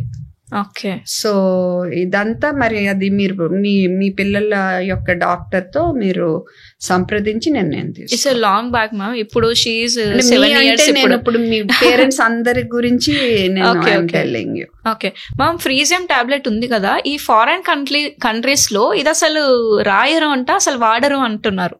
అసలు ఇవ్వరు, ఫిడ్స్ వచ్చినా కూడా అది ఫ్రీజియం ఇవ్వరు. నేను చెప్పినా కదా ఈ రెండు మధ్య. సో ఫారెన్ కంట్రీ పాశ్చాత్య దేశాల్లో ఇప్పుడు నేను 2గా చెప్పిందే ఫాలో అవుతున్నాము. మన వాళ్ళు ఇప్పుడు అందరూ డాక్టర్ కి తెలిసి కూడా నాకు చెప్పలేదు అనొచ్చు మీరు రేపు. ఎందుకు నేను 3 రోజులు మందేస్తే నాకు బిడ్డ ఫిట్స్ సెకండ్ టైం వచ్చేది కాదు కదా అనొచ్చు. అందుకని 2 మేము చెప్తాము, పేరెంట్స్ గా మీరు ఆప్షన్ తీసుకోవాలి. అంటే is it safe to give అనేది పెద్ద అన్సేఫ్ ఏమి ఉండదు. కరెక్ట్ డోస్ ఇస్తే కొంచెం మత్తు రావచ్చు, పెద్ద అన్సేఫ్ ఇష్యూస్ ఏం లేవు దాంతో. మ్యామ్, మీరు ఒక డాక్టర్ తో పాటు ఒక ట్రైనర్, ఒక యాక్టివిస్ట్, ఒక రైటర్ లాగా కూడా మీరు ఆ రోల్స్ ని ప్లే చేస్తారు. వాట్ డూ యూ థింక్ మన ఇండియాస్ కి which role will be the most needed అనుకుంటున్నారు మీరు? I like all the roles that I play and ఇష్టమయ్యే చేస్తున్నాను ప్యాషన్తోనే. కానీ డాక్టర్గా అంటే కనుక నేను చూసే పిల్లల వరకు నేను వాళ్ళ హెల్త్ వరకు చూస్తాను. Training other doctors, training parents in first aid next level అది. ఎందుకంటే నేను దగ్గర లేకపోయినా వాళ్ళ పిల్లలు కరెక్ట్గా ఫస్ట్ ఎయిడ్ ఇచ్చి వాళ్ళ పిల్లల్ని కాపాడుకునే చాలా జరిగినాయి. రైట్. ఓకే, నా ఫ్రెండ్ ఒకసారి US లో వాళ్ళ హస్బెండ్ ప్రాణాలు కాపాడింది. వావ్. ఓకే, ఇక్కడ నా దగ్గర CPR నేర్చుకుంది. ఎమ్మటి పడతా వదలను ఎవరిని, నువ్వు నేర్చుకోవాల్సిందే అని క్లినిక్ లో కూడా వచ్చిన ప్రతి పేరెంట్ కి చోకింగ్, ఫిట్స్ ఫస్ట్ ఎయిడ్, గొంతుకైనా అడ్డం పడితే ఫిట్స్ ఫస్ట్ ఎయిడ్ అందరికి చెప్పే పంపిస్తా. డైరియా అయితే మీరు ఇలాంటి లిక్విడ్స్ ఇవ్వాలని చెప్పే పంపిస్తా. మెడిసిన్స్ మీరు లేబుల్ చెక్ చేసుకోవాలి అని చెప్పే పంపిస్తా. డోసులు కరెక్ట్ గా ఇవ్వాలి, ఇవన్నీ వెళ్ళిపోతాయి వాళ్ళకి. రైట్. ఓకే, అది రోజు నేను చేసే పని. ఓకే, వాళ్ళు వచ్చిన సమస్య చూడడం మేము, అట్లీస్ట్ నేను. Okay, so and first aid training attend అయ్యేటి ఎమ్మటి పడి వాళ్ళతో అటెండ్ చేపిస్తా. అండ్ నేను ఇప్పుడే కాదు, ఇప్పుడు ఆల్ ఓవర్ ఇండియా పీడియాట్రిషియన్స్ ఒక గ్రూప్ గా తయారు చేశాను. అండ్ మా వాళ్ళు ఇప్పుడు నెమ్మదిగా తమిళనాడులోను, ఉత్తరాఖండ్లోను, తర్వాత పంజాబ్లోను, మొన్న ఛత్తీస్గఢ్లోను కూడా మేము ఇక్కడి నుంచి I made them do the programmes, CPR training. And ఇక్కడ నేను నాకు నేనే ఇప్పటికి ఈజీగా 20,000 మంది వరకు ఈజీగా ట్రైన్ చేస్తుంటా, other then through social media. ఎందుకంటే ఈ ట్రైనింగ్ వాళ్ళకి ఎంతో. అండ్ మదర్, మీరు టైమ్స్ ఆఫ్ ఇండియాలో చదివి ఉంటారు లాంగ్ బ్యాక్, బిడ్డ చుట్టూ మొహం చుట్టేసుకుంటే దుప్పటి బ్రెత్ ఆగిపోయి హార్ట్ ఆగిపోతే మదర్ వెళ్ళి CPR ఇచ్చింది, నా దగ్గర నేర్చుకున్న మామ్. అండ్ నియర్ డ్రౌనింగ్ ఒక incident, again that mother learn CPR through my videos. అంటే వాళ్ళ పిల్లలకి చూపిస్తుంది, సెషన్ అటెండ్ అవ్వాలా, బట్ వీడియోస్ ద్వారా నేర్చుకుంది. Because I told her she should learn. Okay, so ఈ పాయింట్ చెప్పినప్పుడు ఇంకోటి ఏం చెప్పాలనుకుంటున్నా అంటే, పేరెంట్స్ కి యాక్సిడెంట్ ప్రివెన్షన్ ఇంకా ఇంపార్టెంట్. సో మీరు మీ పిల్లలు అప్పుడు వేడి స్టీములు ఇవ్వకపోవటం, వేడి నీళ్ళ పక్కనే పట్టుకుని వెళ్ళకపోవటం, వాళ్ళని మెట్ల మీద ఒకళ్ళని వదిలేయకపోవటం, కరెంటు ప్లగ్ పాయింట్స్ అవి జాగ్రత్తగా ఉంచటం, వాళ్ళకి ఎలా తలుపులు తెరియాలో ఎలా ముయ్యాలో నేర్పించుకోవటం, డ్రాయర్స్ ఎలా తెరవాలో ఎలా లైఫ్ స్కిల్స్ అనుకోవచ్చు, కట్టెలను ఇలా చుట్టుకుని ఆటలాడకూడదని నేర్పించుకోవటం, దోమల మందులు అవి కొట్టే అప్పుడు పార్కుల్లో తీసుకెళ్ళకపోవటం, అండ్ అన్నం తినేప్పుడు నవ్వొద్దు ఆడొద్దు అని చెప్పుకోవటం, కిచెన్ లో జాగ్రత్తగా ఉండటం, వాళ్ళు గబుక్కుని అందేటం చెప్పుకోవటం, బాల్కనీస్ లో చైర్లు వేయకూడదు లేకపోతే ఎక్కేసి పడిపోతారు. ఇవన్నీ కూడా చాలా ఇంపార్టెంట్. సో ఈ అవగాహన బాగా నా క్లినిక్ లో వచ్చిన పేరెంట్స్ కి కూడా చెప్తాను. యాక్సిడెంట్ ప్రివెన్షన్, ఫస్ట్ ఎయిడ్ నేర్చుకోవాలి, అండ్ సీజర్స్ ది చోకింగ్ ది చెప్తాము, అండ్ సిపిఆర్ సెషన్స్ ఉన్నప్పుడు మీకు మెసేజ్ పెడతాం, మీరు వచ్చి అటెండ్ అవ్వండి, అలా అటెండ్ చేయించడం. అండ్ ఇప్పుడు డాక్టర్స్ వేరే పీడియాట్రిషియన్స్ ద్వారా నేను ట్రైన్ చేయగలుగుతున్నాను. So I'm reaching out to so many people. So this is definitely much above what I'm doing as a doctor. Exactly. Now coming to writer, నేను ఇంకా అంతగా రైటింగ్ ఎప్పుడో ఒకసారి బుక్ రాశాను, అండ్ న్యూస్ పేపర్స్కి ఆర్టికల్స్ రాస్తా. So అది కొంతవరకు ఉపయోగపడుతుంది. బట్ యాక్టివిస్ట్గానే I think that role is most important according to me, because యాక్టివిస్ట్గా నేను సేమ్ ఫస్ట్ ఎయిడ్ అవేర్నెస్ బాగా రేస్ చేయగలను. అవును. ఓకే. అండ్ పేరెంట్స్ ఏ విధంగా తప్పుదో పడుతున్నారో వాళ్ళకి గుర్తు చేసి వాళ్ళని కరెక్ట్గా చేపించగలను. So I think my reach will be maximum as an activist, next as a trainer, next as a doctor. Writer I think I'm still not at a very ఎక్కువ చేయలే నేను. So yeah, activist. Very nice ma'am. అసలు ఎంత inspiring ఉంది మీ journey. అసలు అంటే ఒక doctor అనగానే జస్ట్ ఏదో వెళ్ళాము, మందులు రాశారు, పంపించారు, ఇది వేసుకోండి 3 రోజులు తగ్గిపోతుంది అని పంపించేస్తారు చాలా మంది. బట్ మీరు దగ్గరుండి ప్రతి ఒక్క పేరెంట్ కి ఖచ్చితంగా నేర్చుకోవాలి ఇది అని ఒక లైఫ్ సేవింగ్ స్కిల్స్ నేర్పించడం అనేది ఇట్స్ ఎ నెక్స్ట్ లెవెల్. ఇది అందరూ చేయలేరు. ఎందుకు నాకు ఇప్పుడు అవసరమా, టైం వేస్ట్, ఇంకా ఈ టైంలో ఇంకా 2-3 పేషెంట్స్ ని తీసుకుంటే నాకు ఇంకా ఎక్కువ డబ్బులు వస్తాయి అని ఆలోచన ఉంటుంది చాలా మంది, కొంతమంది అంటే డాక్టర్స్ కి. బట్ మీరు నేను అన్ని చెప్పాను అనుకో అమ్మ, ఒకసారి అయ్యో దోమల మందులు వీళ్ళు పిల్లలు ఉండగా రూమ్ లో ఆన్ లో పెట్టకూడదని చెప్పడం మర్చిపోయాను అనుకో, మళ్ళీ వెనక్కి పిలిచి చెప్తాను నేను చెప్పలేదు, నేను మర్చిపోయాను అని. ఎందుకంటే అదే మిస్టేక్ వాళ్ళు ఎప్పుడో చేస్తారు అనేది నా భయం. సో నా మనసులో అది గబుక్కుని మిస్ అయ్యాను గుర్తొస్తే వెంటనే they'll get that మెసేజ్, అయ్యో నేను ఇందాక చెప్పడం మర్చిపోయాను. గ్రేట్ థింగ్ మ్యామ్ అది. సో లేకపోతే నాకు నిద్ర పట్టదు. Very nice, very nice. వింటుంటే చాలా ఇన్స్పైరింగ్ అనిపిస్తుంది. మేము కూడా ఈవెన్ మా ఫీల్డ్ లో ఉన్నప్పుడు కూడా ఏదో మేము 9 to 5 జాబ్ చేస్తున్నాం అని కాకుండా వేరెవర్ పాసిబుల్ మన బెస్ట్ ఇవ్వాలని నాకు అర్థమైంది. మీ ద్వారా నేను కూడా ఇన్స్పైర్ అయ్యాను. ఈవెన్ ఎంత చేసినా కూడా ఏదో ఒకరి పర్సన్ దగ్గర ఏదో ఒకటి నేర్చుకుంటూనే ఉంటాం. ఈరోజు నేను మీ దగ్గర నేర్చుకున్నాను అంటే గివింగ్ 100% అనమాట. అంటే 99.9 కూడా కాదు, వాట్ ఎవర్. లేదు, ఇంకా 100 రీచ్ అవ్వలేదు, ఎప్పుడు అవ్వటం కూడా అవదేమో. That is your best possibility కదా ma'am. Whatever you can, you're doing that. Ma'am ఎంతసేపు ప్రెగ్నెన్సీ అనగానే, పిల్లలు అనగానే ఎంతసేపు పిల్లల పైన ఫోకస్ లేదా ఆ ఉమెన్ మీద ఫోకస్ ఉంటుంది. బట్ డాడ్స్ గురించి మనం ఎప్పుడు మాట్లాడడం, అంటే ఫాదర్స్ గురించి ఎప్పుడు మాట్లాడడం. అంటే వాళ్ళకు కూడా ఎమోషనల్ సపోర్ట్ అనేది చాలా అవసరం. వాళ్ళు కూడా ఏదో ఒక స్టేజ్ లో టైర్డ్ గా ఫీల్ అవుతారు, ఏంటి ఇది అనే ఒక ఫీలింగ్ వస్తుంది. మరి వాళ్ళ సెల్ఫ్ కేర్ ఎలా తీసుకోవాలి? పిల్లలు పుట్టాక it's not just about the women, కాకపోతే తను ఫిజికల్ గా కూడా చాలా she goes through a lot. తర్వాత పాలు ఇవ్వాలి, అండ్ నిద్ర లేకుండా ఉంటది కాబట్టి, అండ్ హార్మోన్ చేంజెస్ బోల్డ్ అని జరుగుతాయి. సో డెఫినెట్ గా ఫోకస్ తన మీద ఉంటుంది. But that doesn't mean like father ఏదో వాళ్ళ రోల్ లేనట్టు కాదు అక్కడ.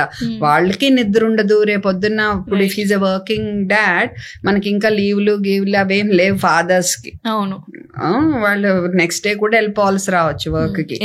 వర్క్ చేయాలి, ఇక్కడ బేబీ ఏడుస్తుంటే మరి వైఫ్ కి సపోర్ట్ చేయాలి, అన్ని ఉంటాయి వాళ్ళకి. సో డెఫినెట్లీ వాళ్ళ మెంటల్ హెల్త్ ని తీసుకోవాలండి. ఇప్పుడు ఫాదర్స్ బాగా ఇన్వాల్వ్డ్ ఉంటున్నారు, అట్లీస్ట్ నేను చూసేవాళ్ళు చాలా మంచి రోల్ చేస్తున్నారు, అండ్ వైఫ్ ని బాగా చూసుకుంటున్నారు, అర్థం చేసుకుంటున్నారు. పోస్ట్ పార్టమ్ డిప్రెషన్ అనేది ఉంటదని, కానీ వాళ్ళ కూడా they go through so much, they also sleep ఉండదు అది అని. So we definitely need to help them if they need to be helped. So అందులో డౌటే లేదమ్మా. మనం వీఆర్ నాట్ లైక్ అమ్మాయిలే అన్ని పడుతున్నారని ఏం కాదు. కాకపోతే ఏంటంటే ఆ ఫిజికల్ పార్ట్ అనేది, I mean women goes through it కదా, అది ప్రెగ్నెన్సీ ప్రాసెస్ అది. సో అందువల్ల she may need more support. So అలా అని వీళ్ళకేం సపోర్ట్ అవసరం లేదని కాదు, definitely they also go through a lot. Pregnancy is not just, అందుకే కదా ఇప్పుడు ప్రెగ్నెంట్ అంటే ఉమెన్ ప్రెగ్నెంట్ కాదు, మేం ప్రెగ్నెంట్ అంటున్నారు. The couple is saying we are pregnant. అది మనం కొంతమంది లైట్ గా ఏంటి వీళ్ళు ఓవర్ చేస్తున్నారు అనుకోవచ్చు, ఓవర్ చేయటం కాదు అది, that is the truth. We are pregnant అంటే ఇప్పుడు మా ఫ్యామిలీ విషయమే తీసుకుంటా నేను. మా పాపది కేర్ విషయంలో మరి మా హస్బెండ్ అప్పుడు చదువుకుంటా ఉన్నారు, డిఎం చదువుకుంటూ, అంటే డిఎం అంటే యాక్చువల్ చదువు కింద కూడా కదా, వర్క్ చేస్తున్నట్టే. But he use to put her to sleep, he use to take care. And next day residency అంటే it is so intense, 12 hours 13 hours, ఒక్కోసారి నైట్ డ్యూటీ అంటే పొద్దున్న వెళ్తే మేము నెక్స్ట్ డే ఈవినింగ్ వస్తాము. అయినా he use to play very important role in my child's care అన్నమాట. So there so many dads like that. అది తప్పనిసరిగా మనం తండ్రి రోల్ని ఏదో పక్కన పెట్టేసే పరిస్థితి అయితే కానే కాదు. Right, very good example ma'am. ఇప్పుడు ఇన్ని ఇయర్స్ ఆఫ్ ఎక్స్పీరియన్స్లో ఇంత కొంత థౌజండ్స్ ఆఫ్ పీపుల్ని మీరు చూస్తుంటారు, థౌజండ్స్ ఆఫ్ పేరెంట్స్ని మీరు కన్సల్ట్ అయ్యి ఉంటారు, లైక్ చూస్తుంటారు వాళ్ళ పిల్లల్ని. మీ జర్నీలో అలాంటి మూమెంట్ ఏదైనా ఉందా విచ్ ఇస్ వెరీ మెమరబుల్, అది ఎప్పటికీ నాకు గుర్తుండిపోతుంది అనే మెమరబుల్? చాలా ఉంటాయి, కాకపోతే చమత్కారంగా ఉండేది ఒకటి చెప్తాను. ఓకే. అంటే 99% మంచివి, 1% వరకు అయ్యో మనం ఇంకొంచెం చేస్తుంటే, అంటే వీఆర్ నాట్ గాడ్స్. మనం ఎంత చేయాలనుకున్నా ఒక్కోసారి we do lose kids. Okay, so అది చాలా కష్టంగా మాకు ఉంటుంది. సో అలాంటప్పుడు ఇంకా బాగా చేసుంటే ఇంకోటి ఇలా చేసి ఉండొచ్చు, ఇలా చేసి ఎందుకంటే సైన్స్ ఇప్పుడు మెడిసిన్ అనేది 1+1 = 2 మ్యాథ్స్ లాగా కాదు. ఒకసారి మన డెసిషన్స్ అది రాంగ్ అవ్వచ్చు, అది కావాలని చేసినవి కాదు, మనకున్న సబ్జెక్ట్తో మనం ఆలోచించి ప్రతిదానికి రిస్క్ బెనిఫిట్ ఉంటుంది. ఒక్కొక్క డెసిషన్ మనకి అది రిజల్ట్ రాకపోవచ్చు. సో అలాంటివి కూడా కొన్ని ఉంటాయి మా లైఫ్లో, మా ఎక్స్పీరియన్స్లో మన ఎప్పటికీ బాధించేవి కూడా ఉంటాయి. సో అది ఇప్పుడు చెప్పటం వద్దు, ఒక చిన్న చమత్కారం ఏం చెప్తా. ఒక 2.5-3 ఏళ్ల బాబు, ఆ బాబు పుట్టినప్పటి నుంచి నేనే టీకాలు వేయటం కానీ, వాడికి బాగోపోతే చూడటం కానీ, అలా వాళ్ళ అమ్మ జనరల్ చెకప్ తీసుకొచ్చారు. ఆ రోజు ఏం వేసుకున్నాడు, ఈ క్రికెట్ ఈ ప్యాడ్స్, గ్లౌస్, ఒక క్యాప్ స్టైల్ గా అన్ని వేసుకొచ్చి కూర్చున్నాడు. వాడిని అంతా చెక్ చేసేసాను. అయితే వాళ్ళ అమ్మ చెవి నొప్పి అందని స్టెథోస్కోప్ అది పెద్ద చూడల అలా చూపించాడు నాకు, నువ్వు దాంతో చెక్ చేయాలన్నాను. సరే అని స్టెథోస్కోప్ తో కూడా చూసేసాను. సరేరా బాబు అంటే వాడి కోసం చూసే అవసరం లేదు అక్కడ. అయితే తర్వాత నువ్వు గుచ్చుతావని ఇవన్నీ వేసుకొచ్చాను అన్నాడు. అంతే, అసలు నేను అది ఎప్పటికీ మర్చిపోలేను అనమాట. అది గుర్తొచ్చి ఎన్ని రోజులు నవ్వుకున్నాను. యాక్సెంట్ కూడా అలా పెట్టాడు, నువ్వు గుచ్చుతావని అన్ని వేసుకొచ్చాను.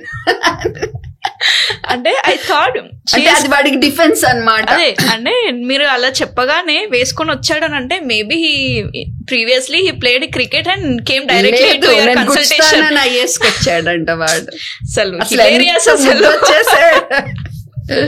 సో అలాంటి బోల్డ్ అని ఉంటాయి. బట్ ఇది మట్టుకేంటంటే అలాగా గుర్తుండిపోయింది. మొన్న ఒక బావేమో వాడికి ఎగురుతుంటే అన్న వీజింగ్ వస్తుందా, ఆయాసం పెరుగుతుందా అని ఒక నిమిషం సేపు ఎగిరిపించా రూమ్ లో, ఆన్ ద స్పాట్ జంపింగ్ లాగా.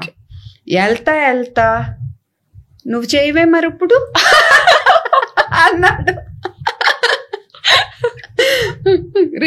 చేస్తారా బాబు, మీరు చేశారా? ఒక్క జంపించా. అది సో బాగుంటది పిల్లలతో అసలు. అంటే అట్లాంటి జరిగినప్పుడు దట్ కంప్లీట్స్ యువర్ డే అయిపోతుంది అనుకుంటా. I mean like A stress ఉన్నా ఒక్క సెకండ్ లో అలా వెళ్ళిపోతుంది. సీరియస్లీ మీరు చెప్తుంటే కళ్ళలో వాటర్ వస్తున్నాయి నాకు. అసలు ఆవిడ వెళ్తున్నా నువ్వు గుచ్చుతావని నేను వేసుకొచ్చానంట. I mean like just see that defence లాగా ఒక గ్లవ్స్ ఒక ఏదో వార్కి వెళ్ళినట్టు వచ్చాడు అనమాట నీడిల్ కోసం. అండ్ జంప్ చేపించా కదా వాడు, మరి నువ్వు చేయవే. బాగుంటది. క్రేజీ అసలు. Hilarious. So it's a privilege. Correct.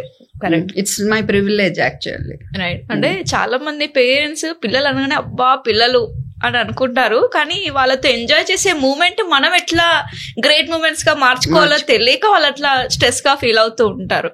But kids are our blessings అని చెప్పాలి నిజంగా.